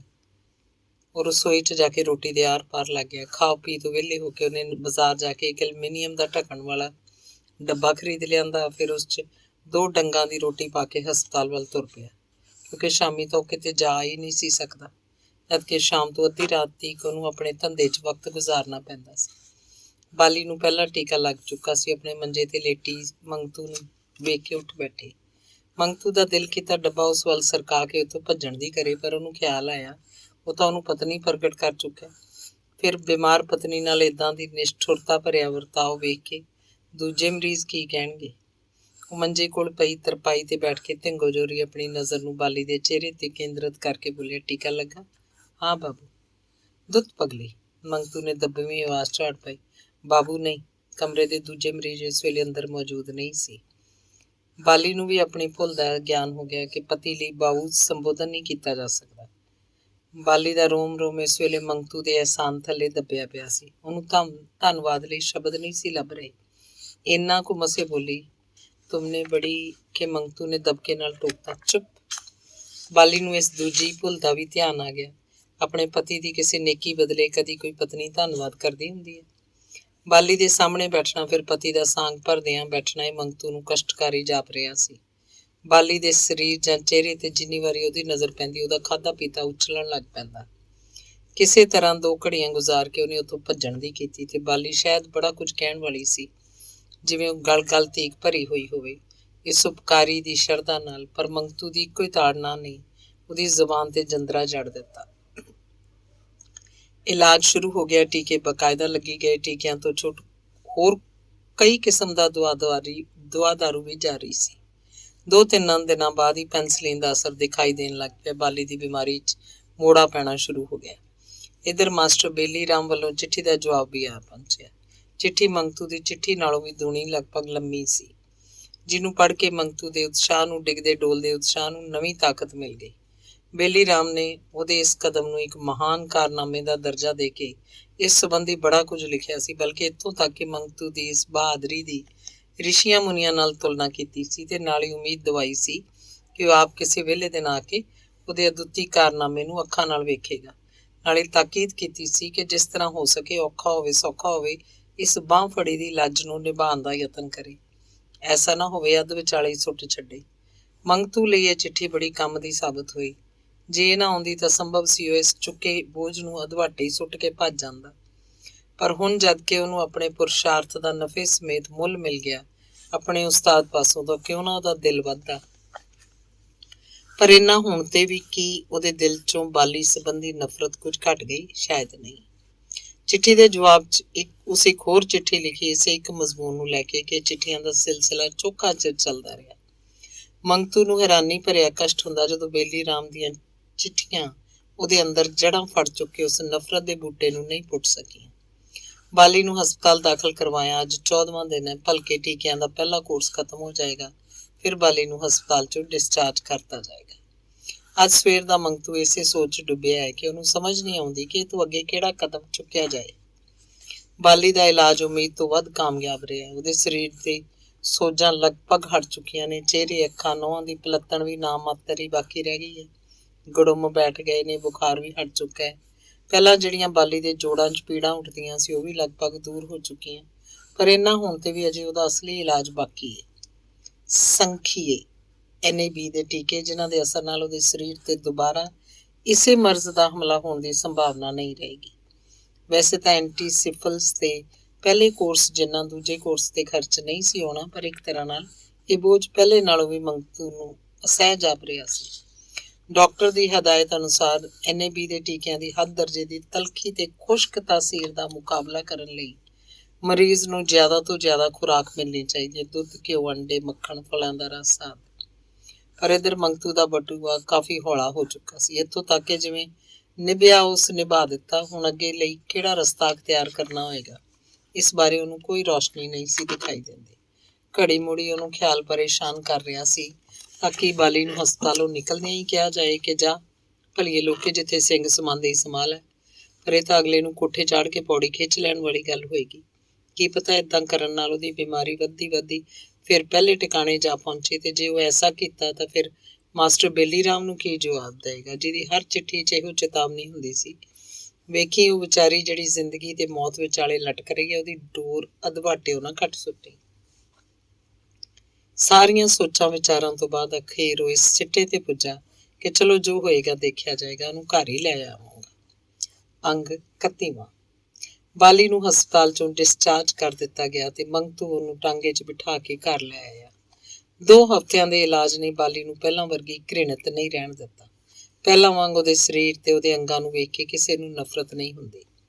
ਪਰ ਮੰਗਤੂ ਨੇ ਜਦ ਚੰਗੀ ਤਰ੍ਹਾਂ ਆਪਣੇ ਅੰਦਰਲੇ ਨੂੰ ਟਟੋਲ ਕੇ ਵੇਖਿਆ, ਉਹਨੂੰ ਜਾਪਦਾ ਬਾਲੀ ਪ੍ਰਤੀ ਉਹਦੀ ਘਿਰਣਾ ਘਟੀ ਨਹੀਂ, ਸਗੋਂ ਕੁਝ ਵੱਧ ਗਈ ਹੈ। ਬਾਲੀ ਦਾ ਸਰੀਰ ਕਾਫੀ ਅਰੋਗ ਹੋ ਜਾਣ ਤੇ ਵੀ ਬਾਲੀ ਦੀ ਰੂਹ ਉਹਨੂੰ ਹੱਦ ਦਰਜੇ ਦੀ ਕੁਚੀਲ ਤੇ ਘਿਰਣਤ ਦਿਖਾਈ ਦਿੰਦੀ। ਆਂਢ ਗੁਆਂਢ 'ਚ ਤਾਂ ਬਾਲੀ ਨੂੰ ਉਹਦੀ ਪਤਨੀ ਪ੍ਰਗਟ ਕੀਤਾ। ਜਦ ਬਸਤੀ ਵਾਲਿਆਂ ਨੂੰ ਪਤਾ ਲੱਗਿਆ ਕਿ ਮੰਗਤੂ ਦੀ ਵਹੁਟੀ ਆ ਗਈ ਹੈ ਤਾਂ ਇੱਕਾ ਦੁੱਕਾ ਕੁੜੀਆਂ ਤ੍ਰੀਮਤਾਂ ਨੇ ਵੀ ਆਉਣਾ ਸ਼ੁਰੂ ਕਰ ਦਿੱਤਾ। ਮੰਗਤੂ ਲਈ ਇਹ ਇੱਕ ਲਾਚਾਰੀ ਸੀ ਕਿ ਗੁਆਂਢ 'ਚ ਬਾਲੀ ਨੂੰ ਆਪਣੀ ਵਹੁਟੀ ਪ੍ਰਗਟ ਕਰਨ ਤੋਂ ਬਿਨਾਂ ਉਹਦੀ ਕੋਈ ਵਾਹ ਨਹੀਂ ਸੀ। ਬਾਲੀ ਘਰ ਲੈ ਆਉਣ ਤੋਂ ਬਾਅਦ ਉਸ ਪੁੱਛਿਆ, ਅਬ ਤੁਮਾਰਾ ਕਿਆ ਇਰਾਦਾ ਹੈ? ਜਵਾਬ 'ਚ ਬਾਲੀ ਦੇ ਬੁੱਲ ਨਹੀਂ ਖੁੱਲੇ। ਮੰਗਤੂ ਨੂੰ ਆਪਣਾ ਇਹ ਛੋਟਾ ਜਿਹਾ ਸਵਾਲ ਬੜਾ ਬੇਮੇਚ ਜਾਪਿਆ, ਜਿਵੇਂ ਇਸ ਸਵਾਲ ਰਾਹੀਂ ਉਹ ਬਾਲੀ ਨੂੰ ਇੱਥੋਂ ਨਿਕਲ ਜਾਣ ਲਈ ਚੁਣੌਤੀ ਦੇ ਰਿਹਾ ਹੋਵੇ, ਜਿਵੇਂ ਬਾਲੀ ਨੂੰ ਤਾੜਨਾ ਕਰ ਰਿਹਾ ਹੋਵੇ, ਤੂੰ ਮੇਰਾ ਖਹਿੜਾ ਵੀ ਛੱਡੇਂਗੀ ਕਿ ਨਹੀਂ। ਤੇ ਇਹ ਸੋਚ ਕੇ ਨਾਲੇ ਬਾਲੀ ਦੀਆਂ ਅੱਖਾਂ 'ਚ ਦੀਨ ਭਾਵ ਤੱਕ ਉਹਨੂੰ ਬਾਲੀ ਦੇ ਹਾਲ ਤੇ ਦਇਆ ਆ ਗਈ। ਉਹ ਆਪਣੇ ਕੀਤੇ ਹੋਏ ਇਸ ਬੇਹੂਦਾ ਸਵਾਲ ਦੀ ਤਲਾਫੀ ਕਰਦਾ ਹੋਇਆ ਕਹਿਣ ਲੱਗਾ, ਮੇਰਾ ਮਤਲਬ ਹੈ तुम्हें पूरी तरह से परहेज करना होगा 2 महीने तक।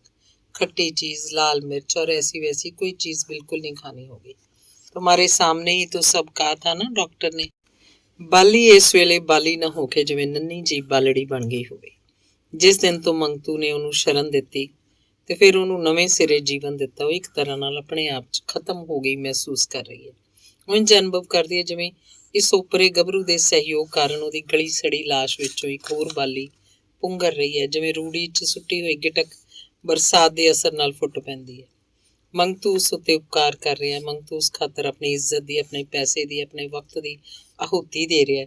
ਇਹਨੂੰ ਮਹਿਸੂਸਦੀ ਹੋਈ ਵੀ ਉਹ ਮੰਗਤੂ ਦਾ ਧੰਨਵਾਦ ਕਰਨ ਦੀ ਜੁਰਤ ਨਹੀਂ ਕਰ ਸਕਦੀ। ਆਪਣੇ ਜੀਵਨ ਦਾਤਾ, ਆਪਣੇ ਕਰਤਾ ਪਾਸੋਂ ਉਹਦੀ ਅਹਿਸਾਨਮੰਦੀ ਦਾ ਪ੍ਰਗਟਾਵਾ ਕਰੇ, ਕਿ ਉਹ ਤੋਂ ਨਹੀਂ ਹੋ ਸਕਦਾ। ਉਹਨੂੰ ਤਾਂ ਬਸ ਇੰਨਾ ਹੀ ਪਤਾ ਹੈ ਕਿ ਜਿਹੜਾ ਉਹਦਾ ਰਚਨਹਾਰ ਹੈ, ਉਹਦੀ ਹਰ ਰਜ਼ਾ ਉਸ ਲਈ ਰੱਬੀ ਹੁਕਮ ਹੈ। ਮੰਗਤੂ ਦਾ ਅਸਤਿਤਵ ਉਸ ਲਈ ਸਾਕਾਰ ਪਰਮਾਤਮਾ ਹੈ। ਤੇ ਇਹਨਾਂ ਹੀ ਭਾਵਾਂ ਹੇਠ ਦੱਬੀ ਬਾਲੀ ਨੇ ਮੰਗਤੂ ਦਾ ਸਵਾਲ ਸੁਣਿਆ ਤੇ ਸੁਣ ਕੇ ਜਵਾਬ ਲਈ ਜ਼ਬਾਨ ਨੂੰ ਹਰਕਤ ਦਿੱਤੀ, ਅੱਛਾ ਬਾਬੂ। ਬਾਲੀ ਦੇ ਸੰਖੇਪ ਜਵਾਬ ਨਾਲ ਮੰਗਤੂ ਦੀ ਤਸੱਲੀ ਨਹੀਂ ਹੋਈ ਕਿ ਨਹੀਂ, ਪਰ ਉਹ ਇਹ ਤੋਂ ਅੱਗੇ ਕੋਈ ਸਵਾਲ ਇਸ ਉੱਤੇ ਨਹੀਂ ਕਰ ਸਕਿਆ। ਬਾਲੀ ਦੀਆਂ ਅੱਖਾਂ 'ਚ ਜਿਹੜਾ ਜਵਾਬ ਲਿਖਿਆ ਮੌਜੂਦ ਸੀ, ਉਹਨੂੰ ਪੜ੍ਹ ਲੈਣਾ ਉਸ ਲਈ ਕਾਫੀ ਸੀ।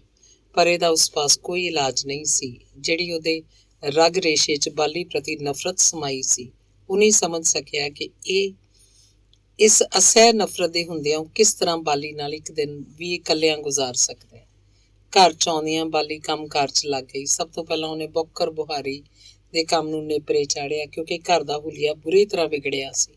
ਇਹ ਤੋਂ ਬਾਅਦ ਉਹ ਡਰਦੀ ਡਰਦੀ ਰਸੋਈ 'ਚ ਪਹੁੰਚੀ। ਉਹਦਾ ਖਿਆਲ ਸੀ ਐਸਾ ਕਰਦਿਆਂ ਮੰਗਤੂ ਵੱਲੋਂ ਉਹਨੂੰ ਝਾੜ ਪਏਗੀ, ਪਰ ਜਦ ਉਹਦੀ ਕੋਈ ਸੰਭਾਵਨਾ ਉਹਨੂੰ ਨਾ ਦਿਸੀ, ਨਿਸ਼ੰਗ ਹੋ ਕੇ ਰਸੋਈ ਦੇ ਕੰਮ 'ਚ ਲੱਗ ਗਈ। ਮੰਗਤੂ ਦੇ ਦਿਲ 'ਚ ਕਚਿਆਣ ਅਵਸ਼ ਪੈਦਾ ਹੋਈ ਜਦ ਉਹਨੇ ਬਾਲੀ ਨੂੰ ਰਸੋਈ ਦਾ ਕੰਮ ਕਰਦਿਆਂ ਤੱਕਿਆ।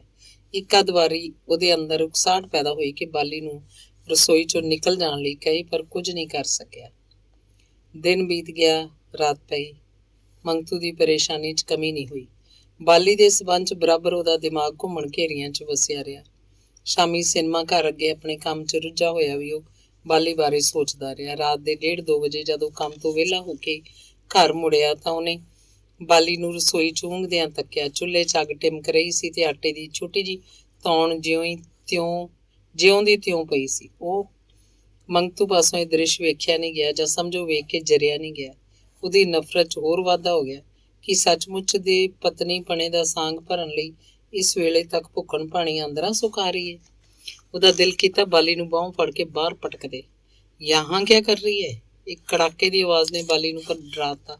ਉਹ ਸਹਿਮ ਕੇ ਉੱਠ ਖੜੋਤੀ। ਸੋਈ ਕਿਉਂ ਨਹੀਂ? ਇਸ ਦੂਜੀ ਭਵਕ ਨੇ ਬਾਲੀ ਨੂੰ ਕਾਂਬਾ ਜਿਹਾ ਛੇੜਤਾ। ਹੋਰ ਕੋਈ ਗੱਲ ਕੀਤੇ ਬਿਨਾਂ ਹੀ ਮੰਗਤੂ ਰਸੋਈ 'ਚੋਂ ਹਟ ਕੇ ਆਪਣੇ ਕਮਰੇ ਵੱਲ ਚਲਾ ਗਿਆ। ਜਾਂਦੀ ਮੰਜੇ ਤੇ ਲੇਟ ਗਿਆ। ਥੋੜੀ ਦੇਰ ਬਾਅਦ ਮੰਗਤੂ ਨੂੰ ਬਿੱਲੀ ਦੇ ਬੱਚੇ ਵਰਗੀ ਆਵਾਜ਼ 'ਚ ਸੁਣਾਈ ਦਿੱਤਾ, ਰੋਟੀ ਬਾਬੂ। ਭਾਗ ਯਹਾਂ ਸੇ। ਮੰਗਤੂ ਗੁर्राया, ਪਰ ਬਾਲੀ ਨਹੀਂ ਗਈ, ਉਵੇਂ ਹੀ ਥਾਲੀ ਫੜੀ ਖਲੋਤੀ ਰਹੀ। ਜਾਤੀ ਕਿਉਂ ਨਹੀਂ? ਕਹਿ ਜੋ ਦੀ ਭੂਖ ਨਹੀਂ ਹੈ। ਮੰਗਤੂ ਨੇ ਇੱਕ ਹੋਰ ਦਬਕਾ ਮਾਰਿਆ। ਬਾਲੀ ਚਲੀ ਗਈ। ਲੰਮਾ ਪਿਆ ਪਿਆ ਮੰਗਤੂ ਇਸ ਵੇਲੇ ਅੰਦਰ ਦੀ ਅੱਗ ਨਾਲ ਧੁਖੀ ਜਾ ਰਿਹਾ ਸੀ। ਉਸ ਲਈ ਇਹ ਗੱਲ ਕੁਝ ਘੱਟ ਸਹਿ ਨਹੀਂ ਕਿ ਬਾਲੀ ਦਾ ਨਾਪਾਕ ਸਰੀਰ ਉਹਦੇ ਘਰ ਦੀ ਫਿਜ਼ਾ ਨੂੰ ਗੰਦਾ ਕਰ ਰਿਹਾ, ਪਰ ਧੁੱਖ ਦੀ ਅੱਗ ਭਾਂਬੜ 'ਚ ਵੱਟ ਗਈ ਜਦੋਂ ਉਹਨੇ ਵੇਖਿਆ ਕਿ ਬਾਲੀ ਦਾ ਮਨਹੂਸ ਸਪਰਸ਼ ਇੱਕ ਵਾਢੇ ਹੋਈ ਹਰ ਚੀਜ਼ ਨੂੰ ਭਿੱਟੀ ਚਲਾ ਜਾ ਰਿਹਾ। ਇੱਥੋਂ ਤੱਕ ਕਿ ਉਹਨਾਂ ਹੀ ਹੱਥਾਂ ਦੀ ਪੱਕੀ ਰੋਟੀ, ਰਿੱਝੀ ਸਬਜ਼ੀ ਉਹਦੇ ਸਾਹਮਣੇ ਆ ਪਹੁੰਚੀ। ਵੈਸੇ ਮੰਗਤੂ ਰਾਤ ਦੀ ਰੋਟੀ ਘਰ ਨਹੀਂ ਸੀ ਖਾਂਦਾ, ਆਪਣੀ ਉਸ ਰੇਹੜੀ ਵਾਲੇ ਚੁੱਲ੍ਹੇ ਤੇ ਲੋੜ ਜੋਗੇ ਫੁਲਕੇ ਪਕਾ ਕੇ ਖਾ ਲਿਆ ਕਰਦਾ ਸੀ, ਪਰ ਵਿਚਾਰੀ ਬਾਲੀ ਨੂੰ ਇਸ ਗੱਲ ਦਾ ਥੋੜ੍ਹਾ ਹੀ ਪਤਾ ਸੀ। ਉਹਦੇ ਭਾਣੇ ਤੋਂ ਅੱਧੀ ਰਾਤੀ ਕੰਮ ਤੋਂ ਵਾਪਸ ਆ ਕੇ ਖਾਂਦਾ ਹੋਏਗਾ। ਤੇ ਬਾਲੀ ਦੇ ਹੱਥ 'ਚ ਥਾਲੀ ਵੇਖ ਕੇ ਉਹਨੂੰ ਗੁੱਸਾ ਇਸ ਕਰਕੇ ਨਹੀਂ ਸੀ ਆਇਆ ਕਿ ਉਹਨੇ ਪੁੱਛੇ ਬਿਨਾਂ ਰੋਟੀ ਕਿਉਂ ਤਿਆਰ ਕੀਤੀ, ਬਲਕਿ ਇਸ ਲਈ ਕਿ ਬਾਲੀ ਦੇ ਹੱਥਾਂ ਦੀ ਬਣੀ ਹੋਈ ਚੀਜ਼ ਕੀ ਉਹ ਖਾ ਜਾਂ ਛੋਹ ਸਕਦਾ। ਬਾਲੀ ਮੁੜ ਗਈ ਤੇ ਮੰਗਤੂ ਉਵੇਂ ਮੰਜੇ ਤੇ ਲੇਟਿਆ, ਗੁੱਸੇ ਗਿਲਾਨੀ ਤੇ ਚਿੰਤਾ ਦੀ ਤ੍ਰਿਬੇਣੀ 'ਚ ਗੋਤੇ ਖਾਈ ਗਿਆ। ਹਜ਼ਾਰ ਕੋਸ਼ਿਸ਼ ਕਰਨ ਤੇ ਵੀ ਨੀਂਦਰ ਉਹਨੂੰ ਨਹੀਂ ਆ ਸਕੀ। ਜਦ ਮੰਜੇ ਤੇ ਪਿਆ ਉਹ ਅਕਲ ਕੰਦ ਆ ਗਿਆ ਤਾਂ ਉੱਠ ਕੇ ਦੱਬੇ ਪੈਰੀ ਬਾਹਰ ਨਿਕਲ ਗਿਆ। ਉਹਦੀ ਕੁਝ ਆਦਤ ਜੀ ਬਣ ਗਈ ਸੀ ਕਿ ਜਦੋਂ ਵੀ ਰਾਤ ਵੇਲੇ ਉਹਦੇ ਮਨ ਦੀ ਬਦਅਮਨੀ ਜ਼ੋਰ ਫੜਦੀ ਤਾਂ ਉੱਠ ਕੇ ਬਾਹਰ ਨਿਕਲ ਤੁਰਦਾ। ਹੁਣ ਵੀ ਉਸ ਉਵੇਂ ਹੀ ਕੀਤਾ। ਰਾਤ ਹਨੇਰੀ ਤੇ ਠੰਡ ਵੀ ਕਾਫੀ ਸੀ। ਘਰ 'ਚੋਂ ਨਿਕਲ ਕੇ ਉਹ ਬਾਹਰ ਖੁੱਲ੍ਹੇ ਮੈਦਾਨ 'ਚ ਜਾ ਪਹੁੰਚਿਆ। ਇੱਧਰ ਉੱਧਰ ਫਿਰਦਾ ਹੋਇਆ ਨੀਂਦਰ ਦੀ ਉਡੀਕ ਅਥਵਾ ਮਨ ਦੀ ਹਾਲਤ ਸੁਧਾਰਨ ਦੀ ਕੋਸ਼ਿਸ਼ ਕਰਨ ਲੱਗਾ। ਅੱਧਾ ਕੁ ਘੰਟਾ ਏਦਾਂ ਫਿਰਦੇ ਰਹਿਣ ਤੋਂ ਬਾਅਦ ਉਹਦੇ ਸਰੀਰ ਨੂੰ ਠੰਡ ਮਹਿਸੂਸ ਹੋਣ ਲੱਗੀ, ਪਰ ਹਾਲੇ ਘਰ ਪਰਤਣ ਦਾ ਉਹਦਾ ਇਰਾਦਾ ਨਹੀਂ ਸੀ। ਫਿਰਦਿਆਂ ਉਹਨੂੰ ਇੰਝ ਭਰਮ ਪਿਆ ਜਿਵੇਂ ਉਹਦੇ ਮਗਰ ਕੋਈ ਤੁਰਿਆ ਆ ਰਿਹਾ। ਉਸ ਪਿਛਾਂਹ ਮੁੜ ਕੇ ਤੱਕਿਆ। ਹਨੇਰੇ 'ਚ 10-15 ਕਦਮਾਂ ਦੀ ਵਿੱਥ ਤੇ ਕੋਈ ਮਨੁੱਖੀ ਆਕਾਰ ਉਹਨੂੰ ਨਜ਼ਰੀ ਆਇਆ। ਉਹਨੂੰ ਡਰ ਜਿਹਾ ਲੱਗਣ ਲੱਗਾ, ਪਰ ਫਿਰ ਇਹ ਖਿਆਲ ਕਰਕੇ ਉਹਨੂੰ ਧੀਰਜ ਹੋਇਆ ਕਿ ਜੇ ਕੋਈ ਚੋਰ ਹੈ ਤਾਂ ਉਸ ਪਾਸੋਂ ਕੀ ਲੈ ਜਾਏਗਾ। ਉਹਦੀ ਕਿਸੇ ਨਾਲ ਦੁਸ਼ਮਣੀ ਵੀ ਤਾਂ ਨਹੀਂ ਸੀ ਜੋ ਉਸ ਪਾਸੋਂ ਬਦਲਾ ਲੈਣ ਲਈ ਕੋਈ ਘਾਤ ਲਾਈ ਖੜਾ ਹੋਏ। ਪਿਛਾਂਹ ਮੁੜਿਆ ਤੇ 2-4 ਹੀ ਕਦਮ ਗਿਆ ਕਿ ਮਨੁੱਖੀ ਆਕਾਰ ਦੀ ਰੂਪ ਰੇਖਾ ਉਹਨੂੰ ਸਪਸ਼ਟ ਦਿਖੀ। ਇਹ ਬਾਲੀ ਸੀ। ਅਰੇ ਤੁਮ! ਉਹਦੇ ਲਾਗੇ ਜਾ ਕੇ ਮੰਗਤੂ ਗੁੱਸੇ 'ਚ ਬੋਲ ਉੱਠਿਆ। ਉਹਦੇ ਅੰਦਰ ਇਸ ਵੇਲੇ ਇੱਕ ਹੋਰ ਤਰ੍ਹਾਂ ਦਾ ਚੋਰ ਵੜ ਗਿਆ। ਸ਼ਾਇਦ ਉਹਨੂੰ ਘਰ 'ਚੋਂ ਗੈਰ ਹਾਜ਼ਰ ਵੇਖ ਕੇ ਬਾਲੀ ਕਿਤੇ ਐਸੇ ਵੈਸੇ ਥਾਂ ਜਾਣ ਲਈ ਘਰੋਂ ਨਿਕਲੀ ਹੋਵੇ। ਸ਼ਾਇਦ ਉਹਨੂੰ ਫਿਰ ਝਾਸਾ ਪਿਆ ਹੋਵੇ ਪਿਛਲੇ ਕੁਕਰਮਾਂ ਦਾ। ਉਹਦਾ ਦਬਕਾ ਸੁਣ ਕੇ ਬਾਲੀ ਡਰ ਗਈ। ਉਵੇਂ ਹੀ ਖੰਗੂਰਾ ਭਰ ਕੇ ਬੋਲੀ, ਹਾਂ ਬਾਬੂ, मैं कहाँ गई थी? कहीं नहीं। क्या कर रही है यहाँ पर? कुछ नहीं, यूं ही चली आई। सच बोल। बाली ने ਕੱਛੇ ਮਾਰਿਆ ਕੰਬਲ ਜਿਹੜਾ ਮੰਗਤੂ ਰਾਤੀ ਉੱਤੇ ਲੈਂਦਾ ਸੀ ਉਸ ਵੱਲ ਵਧਾਉਂਦਿਆਂ ਕਿਹਾ, ਠੰਡੀ ਹਵਾ ਚੱਲ ਰਹੀ ਹੈ और आपके गले में घूंट भी नहीं। इसे ओढ़ लो, बहुत ठंड है। हक्का बक्का रह गया मंगतू। फिर भी ਉਹਦਾ ਗੁੱਸਾ ਨਹੀਂ ਟਲਿਆ। तुम्हें किसने कहा लाने को? ਬਾਲੀ ਕੁਛ ਨਹੀਂ ਬੋਲੀ। ਮੰਗਤੂ ਨੇ ਕੰਬਲ ਫੜ ਲਿਆ। ਉਸ ਮਹਿਸੂਸ ਕੀਤਾ ਸੱਚਮੁੱਚ ਹੀ ਉਹਨੂੰ ਠੰਡ ਲੱਗ ਰਹੀ ਸੀ। ਅੱਛਾ ਜਾ, ਤੇ ਇਤਨਾ ਕਹਿ ਕੇ ਉਹ ਫੇਰ ਜਿਸ ਪਾਸਿਓਂ ਆਇਆ ਸੀ ਉਧਰ ਹੀ ਤੁਰ ਪਿਆ। ਉਹਦਾ ਖਿਆਲ ਸੀ ਬਾਲੀ ਚਲੀ ਜਾਏਗੀ, ਪਰ ਉਸ ਵੇਖਿਆ ਉਵੇਂ ਬਿੱਲੀ ਦੀ ਤਰ੍ਹਾਂ ਤੋਰ ਤੁਰਦੀ ਉਹਦੇ ਪਿੱਛੇ ਆ ਰਹੀ ਸੀ। ਬਾਲੀ ਦੇ ਢੀਠਪੁਣੇ ਨੇ ਉਹਨੂੰ ਹੋਰ ਕ੍ਰੋਧਿਤ ਕਰਤਾ। ਉਹ ਮੁੜ ਉਸ ਵੱਲ ਵਧਿਆ। ਜਾਤੀ ਕਿਉਂ ਨਹੀਂ? ਜਾਤੀ ਹੂੰ ਬਾਬੂ, ਭਾਗ ਯਹਾਂ ਸੇ। ਬਾਲੀ ਮੁੜ ਪਈ। ਮੰਗਤੂ ਵੀ ਦੂਜੇ ਪਾਸੇ ਨੂੰ ਮੁੜਿਆ। ਅੱਧਾ ਕੁ ਘੰਟਾ ਹੋਰ ਫਿਰਦੇ ਰਹਿਣ ਤੇ ਜਦ ਉਹਦੀਆਂ ਅੱਖਾਂ 'ਚ ਮਾੜੀ ਮਾੜੀ ਨੀਂਦਰ ਰੜਕਣ ਲੱਗੀ, ਉਹ ਵਾਪਸ ਮੁੜਿਆ। ਉਹਦੇ ਅਸਚਰਜ ਦਾ ਟਿਕਾਣਾ ਨਾ ਰਿਹਾ ਜਦ ਬਾਲੀ ਨੂੰ ਉਹਨੇ ਇੱਕ ਦਰੱਖਤ ਦੇ ਮੁੱਢ ਨਾਲ ਖੜੀ ਤੱਕਿਆ, ਜਿਹਨੇ ਦੋਵੇਂ ਬਾਹਾਂ ਬਗਲਾਂ 'ਚ ਘੁੱਟੀਆਂ ਸਨ। ਸ਼ਾਇਦ ਠੰਡ ਕਰਕੇ ਉਹਨੂੰ ਫੇਰ ਗੁੱਸਾ ਆਇਆ। ਅਰੇ ਤੁਮ ਅਭੀ ਤੱਕ ਯਹੀਂ ਹੋ, ਗਈ ਕਿਉਂ ਨਹੀਂ? ਬਾਲੀ ਡਰ ਗਈ, ਜਿਵੇਂ ਉਸ ਕੋਈ ਭਾਰਾ ਕਸੂਰ ਕੀਤਾ ਉਹਨੇ। ਅਕੇਲੇ ਜਾਣੇ ਸੇ ਡਰ ਲੱਗਦਾ ਹੈ ਬਾਬੂ। ਅੱਛਾ ਚੱਲ, ਕਹਿ ਕੇ ਮੰਗਤੂ ਉਹਦੇ ਨਾਲ ਹੋ ਲਿਆ। ਸਾਰੇ ਰਾਹ ਮੁੜ ਉਹਨਾਂ 'ਚ ਕੋਈ ਗੱਲ ਨਹੀਂ ਹੋਈ। ਘਰ ਪਹੁੰਚ ਕੇ ਦੋਵੇਂ ਆਪੋ ਆਪਣੇ ਕਮਰਿਆਂ 'ਚ ਚਲੇ ਗਏ। ਸਵੇਰੇ ਜਦ ਮੰਗਤੂ ਜਾਗਿਆ, ਸਿਰਹਾਣੇ ਹੇਠ ਉਹਨੂੰ ਕੁਝ ਉੱਚਾ ਉੱਚਾ ਰੜਕਦਾ ਮਹਿਸੂਸ ਹੋਇਆ। ਸਿਰਹਾਣਾ ਚੁੱਕਣ ਤੇ ਇੱਕ ਮੈਲਾ ਜਿਹਾ ਬਟੂਆ ਉਹਦੀ ਨਜ਼ਰੀ ਪਿਆ। ਖੋਲ ਕੇ ਵੇਖਿਆ, ਉਸ 'ਚ 2 ਕੁ 100 ਦੇ ਨੋਟ ਸਨ। ਉਹ ਛੇਤੀ ਨਾਲ ਬਾਹਰ ਨਿਕਲ ਕੇ ਰਸੋਈ 'ਚ ਪਹੁੰਚਿਆ, ਜਿੱਥੇ ਬਾਲੀ ਚਾਹ ਤਿਆਰ ਕਰ ਰਹੀ ਸੀ। ਇਹ ਕਿਸਨੇ ਰੱਖਾ ਬਾਲੀ? ਮੈਨੇ ਬਾਬੂ, ਡਰਦਿਆਂ ਡਰਦਿਆਂ ਬਾਲੀ ਨੇ ਜਵਾਬ ਦਿੱਤਾ, ਜਿਵੇਂ ਉਸ ਪਾਸੋਂ ਕੋਈ ਖੁਨਾਮੀ ਹੋ ਗਈ ਹੋਵੇ। ਕਹਾਂ ਸੇ लिए? मेरे पास थे। और वहाँ क्यों रखे? ऐसी? ऐसे का क्या मतलब? आप जो इतना खर्च कर रहे हैं मेरे लिए, और पहले क्यों नहीं दिए थे? डर लगता था बाबू, कहीं बुरा ना मान जाओ। और अब क्यों दे दिए? आपका खर्च बहुत उठ गया यही जानकर। तुम बड़ी पगली हो। नाराज मत होना बाबू, आपके पाँव पड़ती हूँ। मेरी कमाई अच्छी नहीं है, इसीलिए मैं देने से डरती थी, पर आपने भी तो मेरे लिए ही खर्च किया है ना। ਗੁੱਸੇ 'ਚ ਭਰਿਆ ਹੋਣ ਤੇ ਵੀ ਮੰਗਤੂ ਦੇ ਚਿਹਰੇ ਤੇ ਹਾਸੇ ਦੀ ਪਤਲੀ ਜਿਹੀ ਰੇਖ ਦੌੜ ਗਈ। ਉਹ ਕੁਝ ਨਹੀਂ ਕਹਿ ਸਕਿਆ। ਅੰਗ 32ਵਾਂ। ਸਮਾਂ ਜਿਉਂ-ਜਿਉਂ ਬੀਤਦਾ ਗਿਆ, ਮੰਗਤੂ ਦੇ ਮਨ 'ਚੋਂ ਬਾਲੀ ਦੀ ਨਫ਼ਰਤ ਘੁਲਦੀ ਚਲੀ ਗਈ। ਜਿਸ ਬਾਲੀ ਨਾਲ ਇੱਕ ਪਲ ਲਈ ਇੱਕ ਘਰ 'ਚ ਰਹਿਣਾ ਉਹਨੂੰ ਮੌਤ ਬਰਾਬਰ ਮਾਲੂਮ ਹੁੰਦਾ ਸੀ, ਕਿਸ ਤਰ੍ਹਾਂ ਉਸੇ ਬਾਲੀ ਨਾਲ ਰਹਿੰਦਿਆਂ ਉਹਨੇ 2-2.5 ਮਹੀਨੇ ਗੁਜ਼ਾਰਤੇ। ਜਦ ਕਦੀ ਮੰਗਤੂ ਇਸ ਗੱਲ ਬਾਰੇ ਸੋਚਦਾ ਤਾਂ ਹੈਰਾਨੀ 'ਚ ਡੁੱਬ ਜਾਂਦਾ। ਕੱਤਕ ਦਾ ਛੇਕੜਲਾ ਪੱਕ ਜਾ ਰਿਹਾ ਸੀ। ਸਰਦੀ ਦਿਨੋਂ ਦਿਨ ਵੱਧ ਰਹੀ ਸੀ। ਮੰਗਤੂ ਦੇ ਗੁਆਂਢ ਵਾਲੀ ਉਹ ਕੰਗਾਲ ਬਸਤੀ ਇੱਥੋਂ ਉੱਠ ਕੇ ਰਾਜਪੁਰ ਰੋਡ ਵਾਲੀ ਬਗੀਚੀ 'ਚ ਜਾ ਵਸੀ ਸੀ। ਹਰ ਇੱਕ ਟੱਬਰ ਨੂੰ ਥੋੜ੍ਹੀ ਰਕਮ ਤੇ ਕੁਝ ਹੋਰ ਸਹੂਲਤਾਂ ਵੀ ਮਿਲ ਗਈਆਂ ਸਨ। ਸਗੋਂ ਇਸ ਸਫਲਤਾ ਨਾਲ ਉਹਦਾ ਹੌਸਲਾ ਵੀ ਵੱਧ ਗਿਆ ਸੀ। ਜਿਸ ਦਿਨ ਬਾਲੀ ਨੂੰ ਉਹਦੇ ਹਸਪਤਾਲ ਵਿੱਚੋਂ ਆਪਣੇ ਮਕਾਨ ਤੇ ਲਿਆਂਦਾ ਸੀ, ਉਸ ਇਰਾਦਾ ਬਣਾਇਆ ਕਿ ਵੱਧ ਤੋਂ ਵੱਧ 1 ਜਾਂ 2 ਦਿਨਾਂ ਅੰਦਰ ਹੀ ਉਹ ਬਾਲੀ ਨੂੰ ਕਿਸੇ ਨਾ ਕਿਸੇ ਹੀਲੇ ਵਿਦਾ ਕਰ ਦੇਗਾ। ਪਰ ਉਸ ਲਈ ਕਿੰਨੇ ਅਚੰਭੇ ਦੀ ਗੱਲ ਸੀ ਕਿ ਅੱਜ 2.5 ਮਹੀਨੇ ਬੀਤ ਜਾਣ ਤੇ ਵੀ ਬਾਲੀ ਉਹਦੇ ਮਕਾਨ 'ਚ ਮੌਜੂਦ ਹੈ। ਬੜੇ ਅਚੰਭੇ ਨਾਲ ਕਦੀ ਕਦੀ ਉਹ ਇਸ ਗੱਲ ਤੇ ਸੋਚਣ ਲੱਗ ਪੈਂਦਾ, ਬਾਲੀ ਨਿਰੀ ਉਹਦੇ ਘਰ 'ਚ ਹੀ ਮੌਜੂਦ ਨਹੀਂ, ਬਲਕਿ ਉਸ ਨਾਲ ਹੁਣ ਉਹਦੀ ਨੇੜਤਾ ਵੀ ਕਾਫੀ ਹੋ ਚੁੱਕੀ ਹੈ। ਬਾਲੀ ਕੁਝ ਇਸ ਤਰ੍ਹਾਂ ਉਹਦੀ ਜ਼ਿੰਦਗੀ ਨਾਲ ਇਕਸੁਰ ਹੋਈ ਚਲੀ ਜਾ ਰਹੀ ਹੈ ਕਿ ਉਹ ਤੋਂ ਬਿਨਾਂ ਹੁਣ ਮੰਗਤੂ ਨੂੰ ਆਪਣਾ ਆਪ ਅਧੂਰਾ ਕੱਸਾ ਕੱਸਾ ਮਹਿਸੂਸ ਹੁੰਦਾ ਹੈ। ਹੁਣ ਉਹਦੇ ਘਰ ਦੇ ਛੋਟੇ ਤੋਂ ਲੈ ਕੇ ਵੱਡੇ ਕੰਮ ਦੀ ਜ਼ਿੰਮੇਵਾਰੀ ਬਾਲੀ ਤੇ ਹੈ। 2 ਮਹੀਨੇ ਦਾ ਟੀਕਿਆਂ ਦਾ ਕੋਰਸ ਖਤਮ ਹੋ ਜਾਣ ਤੋਂ ਬਾਅਦ ਬਾਲੀ ਦਾ ਸਰੀਰ ਹੁਣ ਪੂਰੀ ਤਰ੍ਹਾਂ ਤੰਦਰੁਸਤ ਹੈ। ਬਿਮਾਰੀ ਦਾ ਕੋਈ ਵੀ ਚਿੰਨ੍ਹ ਉਹਦੇ ਅੰਗਾਂ ਤੇ ਬਾਕੀ ਨਹੀਂ ਰਿਹਾ। ਇਸ ਨੇੜਤਾ ਦਾ ਕਾਰਨ ਇੱਕ ਹੋਰ ਵੀ ਹੈ ਤੇ ਉਹ ਹੈ ਮਾਸਟਰ ਬੇਲੀ ਰਾਮ ਦੀਆਂ ਚਿੱਠੀਆਂ ਦਾ ਅਸਰ। ਮਾਸਟਰ ਬੇਲੀ ਰਾਮ ਨੇ ਮੰਗਤੂ ਨਾਲ ਇਕਰਾਰ ਵੀ ਤਾਂ ਕੀਤਾ ਸੀ ਕਿ ਉਹਦੇ ਇਸ ਕਾਰਨਾਮੇ ਦੀ ਦਾਦ ਦੇਣ ਲਈ ਖੁਦ ਉਸ ਪਾਸ ਆਏਗਾ, ਪਰ ਇੰਨਾ ਚਿਰ ਲੰਘ ਜਾਣ ਤੇ ਵੀ ਉਹਦੇ ਨਾ ਆ ਸਕਣ ਦੀ ਇੱਕ ਵਜ੍ਹਾ ਸੀ, ਜਿਹਨੂੰ ਉਹਨੇ ਆਪਣੀਆਂ ਚਿੱਠੀਆਂ ਰਾਹੀਂ ਦੱਸ ਘੱਲਿਆ ਸੀ। ਅਰਥਾਤ ਇਨੀ ਦਿਨੀ ਉਹੀ ਬੋਰਡ ਟੀਚਰਸ ਯੂਨੀਅਨ ਦਾ ਮਾਮਲਾ ਫਿਰ ਉਹਦੇ ਗਲ 'ਚ ਪਿਆ ਹੋਇਆ ਸੀ, ਜਦਕਿ ਯੂਨੀਅਨ ਦੇ ਦੂਸਰੇ ਮੈਂਬਰਾਂ ਨੇ ਮੱਛੀ ਵਾਂਗ ਪੱਥਰ ਚੱਟ ਕੇ ਵੇਖ ਲਿਆ ਸੀ। ਇਸੇ ਖਲਜਗਨ 'ਚ ਫਸੇ ਹੋਏ ਹੋਣ ਕਰਕੇ ਮਾਸਟਰ ਬੇਲੀ ਰਾਮ ਅਜੇ ਤੀਕ ਉਸ ਪਾਸ ਨਹੀਂ ਆ ਸਕਿਆ। ਬਾਲੀ ਦੇ ਸੰਬੰਧ 'ਚ ਮੰਗਤੂ ਨੇ ਦਿਲ 'ਚ ਜੋ ਅਨੁਮਾਨ ਲਾਏ ਸੀ, ਉਹ ਸਾਰੇ ਗਲਤ ਸਾਬਤ ਹੋਏ ਜਾ ਰਹੇ ਸੀ। ਬਾਲੀ ਦੀ ਆਤਮਾ, ਜਿਸ ਨੂੰ ਮੰਗਤੂ ਨੇ ਹੱਦ ਦਰਜੇ ਦੀ ਗਲੀਜ਼ ਤੇ ਨਾਪਾਕ ਸਮਝ ਰੱਖਿਆ ਸੀ, ਉਹ ਦਿਨੋਂ ਦਿਨ ਅਜਿਹੇ ਰੰਗ 'ਚ ਉਹਦੇ ਸਾਹਮਣੇ ਨਿਖਰਦੀ ਆ ਰਹੀ ਸੀ, ਜਿਹਨੇ ਉਸ ਨੂੰ ਚਕਰਾ ਹੀ ਦਿੱਤਾ। ਬਾਲੀ ਦੇ ਗੁਣ, ਕਰਮ, ਸੁਭਾਅ ਦੀਆਂ ਕੰਨੀਆਂ ਜਿਉਂ-ਜਿਉਂ ਉਹਦੇ ਸਾਹਮਣੇ ਨੰਗੀਆਂ ਹੁੰਦੀਆਂ ਗਈਆਂ, ਉਹ ਨਿਰਾਪੁਰਾ ਪਾਸੇ ਦਾ ਸੋਨਾ ਹੀ ਤਾਂ ਦਿਖਾਈ ਦਿੰਦੀ ਉਹਨੂੰ।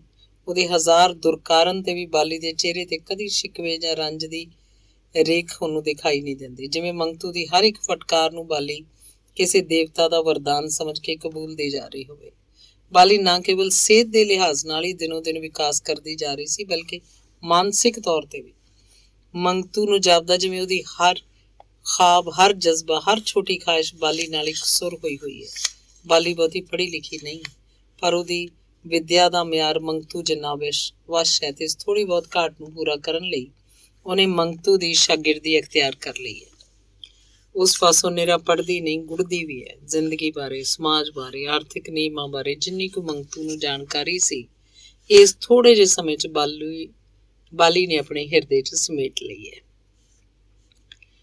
ਇੱਕ ਪਾਸੇ ਜੇ ਮੰਗਤੂ ਮੁੰਡਿਆਂ ਦੇ ਮਜਮੇ ਵਿਚਾਲੇ ਘਿਰਿਆ ਬੈਠਾ ਰਹਿੰਦਾ ਤੇ ਦੂਜੇ ਪਾਸੇ ਬਾਲੀ ਵੀ ਕੁੜੀਆਂ ਦੇ ਝੁਰਮੇ ਬੈਠੀ ਰਹਿੰਦੀ।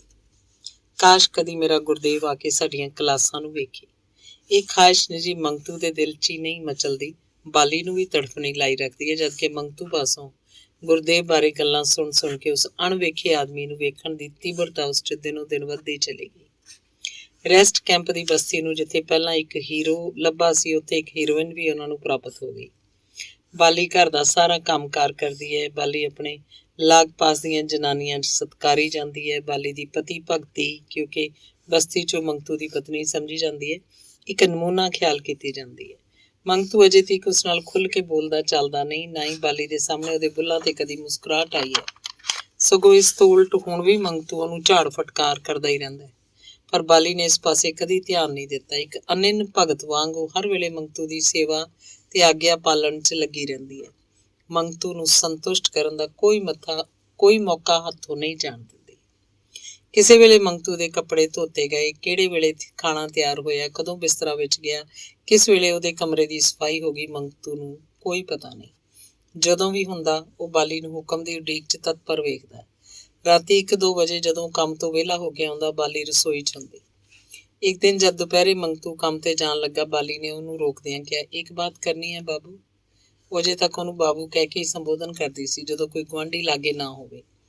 ਮੰਗਤੂ ਬੂਟ ਪਾਉਂਦਾ ਰੁਕ ਗਿਆ, ਮੰਜੇ ਤੇ ਬੈਠ ਕੇ ਬੋਲਿਆ, ਬਤਾਓ ਮੁਝੇ ਕਹੀਂ ਨੌਕਰੀ ਦਿਲਵਾ ਦੋ। ਬਾਲੀ ਨੇ ਡਰਦਿਆਂ ਕਿਹਾ, ਨੌਕਰੀ? ਮੰਗਤੂ ਹੈਰਾਨੀ ਨਾਲ ਉਸ ਵੱਲ ਤੱਕਿਆ, ਕਿਉਂ, ਐਸੀ ਕਿਆ ਜ਼ਰੂਰਤ ਆ ਪੜੀ ਬਾਲੀ? बाली का संकोच जरा को खुले, ऐसे कब तक आप पर बोझ बनी रहूंगी बाबू?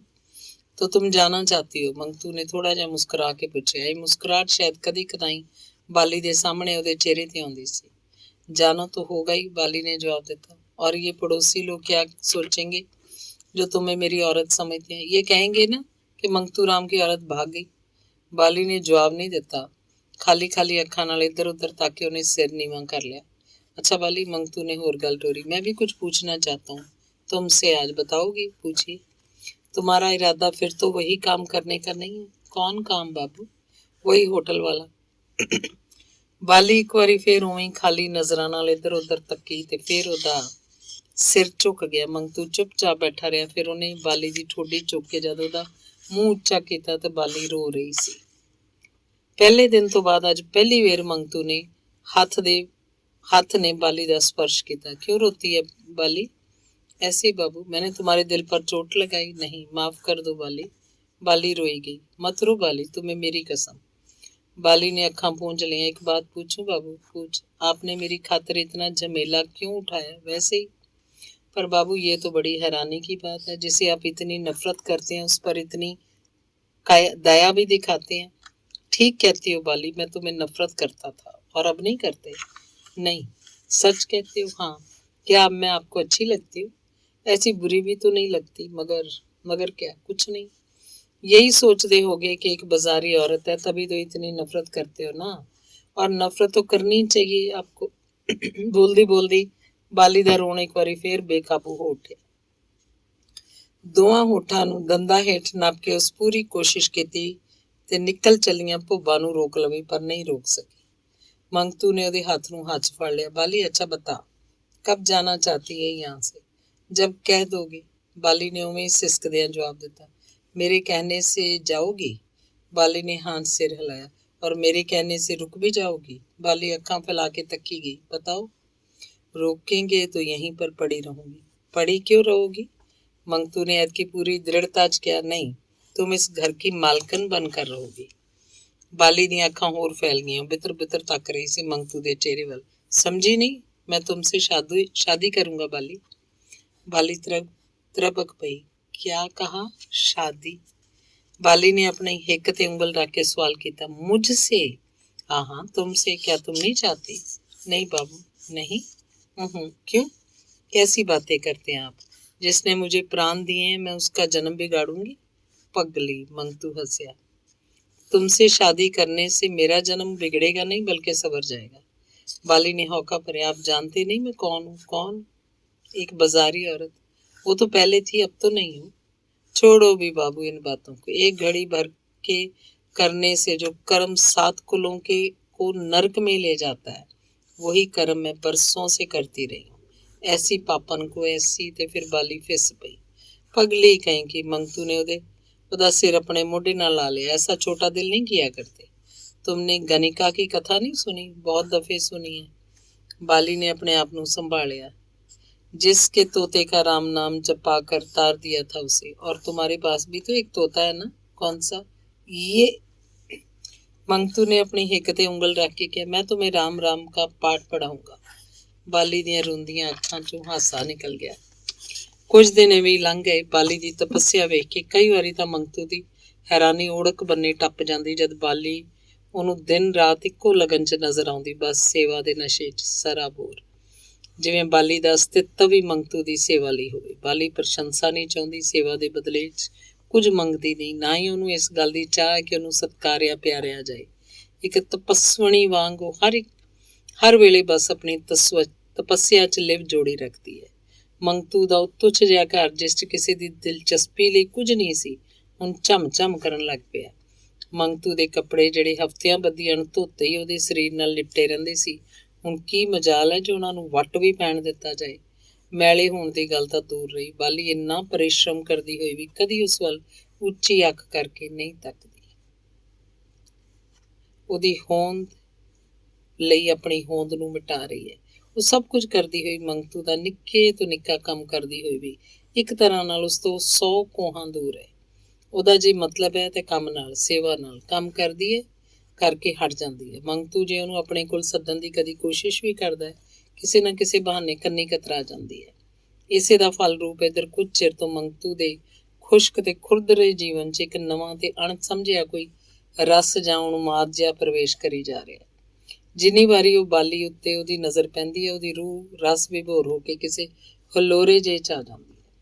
ਕਦੀ ਕਦੀ ਮੰਗਤੂ ਨੂੰ ਇੱਕ ਗੱਲ ਦੀ ਕੁਝ ਹੈਰਾਨੀ ਵਸ਼ ਹੁੰਦੀ ਹੈ ਕਿ ਬਾਲੀ ਉਸ ਨਾਲ ਉੱਦਾਂ ਖੁੱਲ੍ਹਦੀ ਕਿਉਂ ਨਹੀਂ, ਜਿਵੇਂ ਕਿਸੇ ਬਣਨ ਵਾਲੀ ਦੁਲਹਨ ਨੂੰ ਖੁੱਲ੍ਹਣਾ ਚਾਹੀਦਾ ਹੈ। ਉਹਦਾ ਇਹ ਖਿਆਲ ਵੱਧਦਾ ਜਦ ਕੁਝ ਬੇਆਰਾਮੀ ਜਿਹੀ ਦੀ ਹਾਲਤ ਤੱਕ ਪੁੱਜਾ ਤਾਂ ਇੱਕ ਦਿਨ ਉਹਨੇ ਬਾਲੀ ਅੱਗੇ ਕਿੱਸਾ ਛੇੜ ਹੀ ਦਿੱਤਾ। ਰਾਤ ਦੀ ਰੋਟੀ ਖਾ ਕੇ ਜਦੋਂ ਆਪਣੇ ਕਮਰੇ 'ਚ ਲੇਟਿਆ, ਉਹਨੇ ਆਵਾਜ਼ ਦਿੱਤੀ, ਬਾਲੀ ਇੱਧਰ ਆਣਾ ਤੂੰ। ਬਾਲੀ ਭਾਂਡੇ ਮਾਂਜ ਰਹੀ ਸੀ। ਝਟਪਟ ਹੱਥ ਧੋ ਕੇ ਭੱਜੀ ਆਈ। ਕਿਆ ਹੈ ਬਾਬੂ, ਬੈਠ ਜਾ ਜ਼ਰਾ। ਬਾਲੀ ਪੁੰਜੇ ਬੈਠ ਗਈ। ਮੰਗਤੂ ਨੇ ਬਥੇਰਾ ਕਿਹਾ ਪਰ ਉਹ ਮੰਜੇ ਤੇ ਬੈਠਣ ਲਈ ਰਜ਼ਾਮੰਦ ਨਹੀਂ ਹੋਈ। ਦੇਖੋ ਬਾਲੀ, ਮਿੱਠੀ ਜੀ ਮੁਸਕਣੀ ਲੈ ਕੇ ਮੰਗਤੂ ਬੋਲਿਆ, ਫਿਰ कहता हूँ कि मुझे बाबू कहकर मत बुलाया करो। क्या मतलब? बाली ने जान के शायद एक भला जहा सवाल किया। मतलब कुछ नहीं, बस तुम्हें मेरी बात माननी होगी। बाली ने जवाब नहीं दिता। अच्छा बाली, मंगतू ने इस गल का रुख बदलिया, एक बात बताओगी? तो जब बाली ने हाँ सिर हिलाया तो उस सवाल किया, तुम कहाँ की रहने वाली हो? पंजाबन। पंजाबन? पर तुम्हारी बोली तो कुछ और बताती है। ਇਹਦੇ ਜਵਾਬ 'ਚ ਬਾਲੀ ਨੇ ਵਿਸਥਾਰ ਨਾਲ ਉਹਨੂੰ ਕਿੰਨਾ ਹੀ ਕੁਝ ਸੁਣਾਇਆ, ਜਿਹਦਾ ਸੰਖੇਪ ਇਹ ਮਤਲਬ ਕਿ ਉਹ ਇੱਕ ਬੜੇ ਵੱਡੇ ਖਾਨਦਾਨ ਦੀ ਲੜਕੀ ਹੈ ਤੇ ਉਹ ਛੋਟੀ ਜਿਹੀ ਸੀ ਜਦੋਂ ਇੱਕ ਮੇਲੇ 'ਚ ਗੁਆਚ ਗਈ, ਫਿਰ ਬਦਮਾਸ਼ਾਂ ਦੇ ਹੱਥ ਚੜ੍ਹ ਗਈ ਜਿਨ੍ਹਾਂ ਨੇ ਉਹਨੂੰ ਇਲਾਹਾਬਾਦ ਦੀ ਇੱਕ ਵੇਸਵਾ ਪਾਸ ਜਾ ਵੇਚਿਆ। ਇਹ ਤੋਂ ਬਾਅਦ ਉਹ ਕਈ ਥਾਈਂ ਵਿਕਦੀ ਛੇਕੜ ਇਸ ਹਾਲਤ ਨੂੰ ਪਹੁੰਚ ਗਈ। ਮੰਗਤੂ ਜਿਹੜਾ ਉਸ ਨਾਲ ਵਿਆਹ ਕਰਾਉਣ ਦਾ ਇਰਾਦਾ ਤਾਂ ਕਰ ਬੈਠਾ ਸੀ, ਪਰ ਕਦੀ ਬਾਲੀ ਦੀ ਬਦਚਲਨੀ ਦਾ ਖਿਆਲ ਉਹਦੇ ਰਸਤੇ 'ਚ ਰੁਕਾਵਟ ਪੈਦਾ ਕਰ ਦਿੰਦਾ ਸੀ। ਉਹਨੇ ਜਦ ਬਾਲੀ ਦੀ ਇਹ ਜੀਵਨ ਵਿਥਿਆ ਸੁਣੀ ਤਾਂ ਉਹਦੇ ਦਿਲ ਨੂੰ ਇੱਕ ਤਰ੍ਹਾਂ ਦੀ ਤਸੱਲੀ ਹੋਈ, ਕਿਉਂਕਿ ਆਪਣੇ ਬਿਆਨ ਦੇ ਮੁਤਾਬਕ ਤਾਂ ਬਾਲੀ ਨਿਰਅਪਰਾਧ ਸੀ। ਫਿਰ ਇਹ ਕਿ ਬਾਲੀ ਪੰਜਾਬਣ ਤੇ ਨਾਲੇ ਇੱਕ ਉੱਚੇ ਖਾਨਦਾਨ 'ਚੋਂ। ਮੰਗਤੂ ਨੇ ਚਾਹਿਆ ਕਿ ਉਹ ਬਾਲੀ ਪਾਸੋਂ ਉਹਦੇ ਖਾਨਦਾਨ ਬਾਰੇ ਕੁਝ ਪੁੱਛ-ਗਿੱਛ ਕਰੇ, ਪਰ ਇੰਨੀਆਂ ਘੋਖਾਂ ਪੁੱਟਣ ਨਾਲ ਮਤੇ ਬਾਲੀ ਦੇ ਦਿਲ ਤੇ ਚੋਟ ਵੱਜੇ ਉਹ ਨਹੀਂ ਪੁੱਛ ਸਕਿਆ। ਪੁੱਛਣ ਦੀ ਉਹਨੇ ਲੋੜ ਵੀ ਨਹੀਂ ਸਮਝੀ। ਉਸ ਲਈ ਇੰਨੀ ਤਸੱਲੀ ਕੋਈ ਘੱਟ ਨਹੀਂ ਸੀ ਕਿ ਬਾਲੀ ਉਹਨੂੰ ਨਾ ਕੇਵਲ ਸਾਰੇ ਦਿਲ ਨਾਲ ਪ੍ਰੇਮ ਕਰਦੀ ਬਲਕਿ ਉਹਦੀ ਸ਼ਰਧਾਲੂ ਵੀ ਹੈ। ਮੰਗਤੂ ਨੇ ਆਪਣੀ ਉਸੇ ਬਾਰ-ਬਾਰ ਕੀਤੀ ਨਸੀਹਤ ਨੂੰ ਫੇਰ ਦੁਹਰਾਇਆ, ਦੇਖੋ ਬਾਲੀ, आज से मुझे बाबू नहीं कहना होगा, बिल्कुल समझी? अगर कहोगी तो क्या करोगे? बाली मुस्कुरा पई। घर से निकाल दोगे? मंगतू हंसिया, नहीं बल्कि तुम्हारे इस घर से निकल जाऊंगा। बाली दी नजर ਉਹਦੀ ਅੱਖਾਂ ਤੇ ਸੀ। पर आप ये किस तरह आज देख रहे हैं मेरी तरफ बाबू? ऐसे मत देखो। कैसे देखता हूँ? जाने कैसे मुझे डर लग रहा है। डर लग रहा है? हाँ बाबू, अपनी कसम बहुत डर रही हूँ। क्यों? बाली दे चेहरे ते एकदम गंभीरता छा गई। सुनो बाबू, नाराज मत होना। आपने मुझे वेसवा की जून से निकाला है ना? भगवान ने निकाला है बाली, मैं कौन होता हूँ ऐसे करने वाला? सच कहते हो, भगवान ने ही निकाला है, और जिसने भी निकाला वो मेरे लिए भगवान से कम नहीं है। पर क्या? यही पूछना चाहती हूँ कि क्या आप भगवान मुझे दूसरी बार वेसवा बनाना चाहते हैं?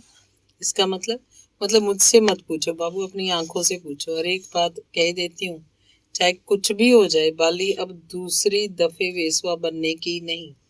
ये तुम क्या कह रही हो बाली? बस यही कहती हूँ कि जब तक मैं आपकी पत्नी नहीं बन जाती तब तक पहले की तरह ही देखा करो मेरी तरफ। नहीं तो क्या, किसी कुएं में कूद पड़ूंगी या जहर खा लूंगी। ਅੱਜ ਮੰਗਤੂ ਨੂੰ ਬਾਲੀ ਵਿੱਚੋਂ ਅਸਲੀ ਅਰਥਾਂ 'ਚ ਨਾਰੀ ਰੂਪਮਾਨ ਹੁੰਦੀ ਨਜ਼ਰੀ ਆਈ।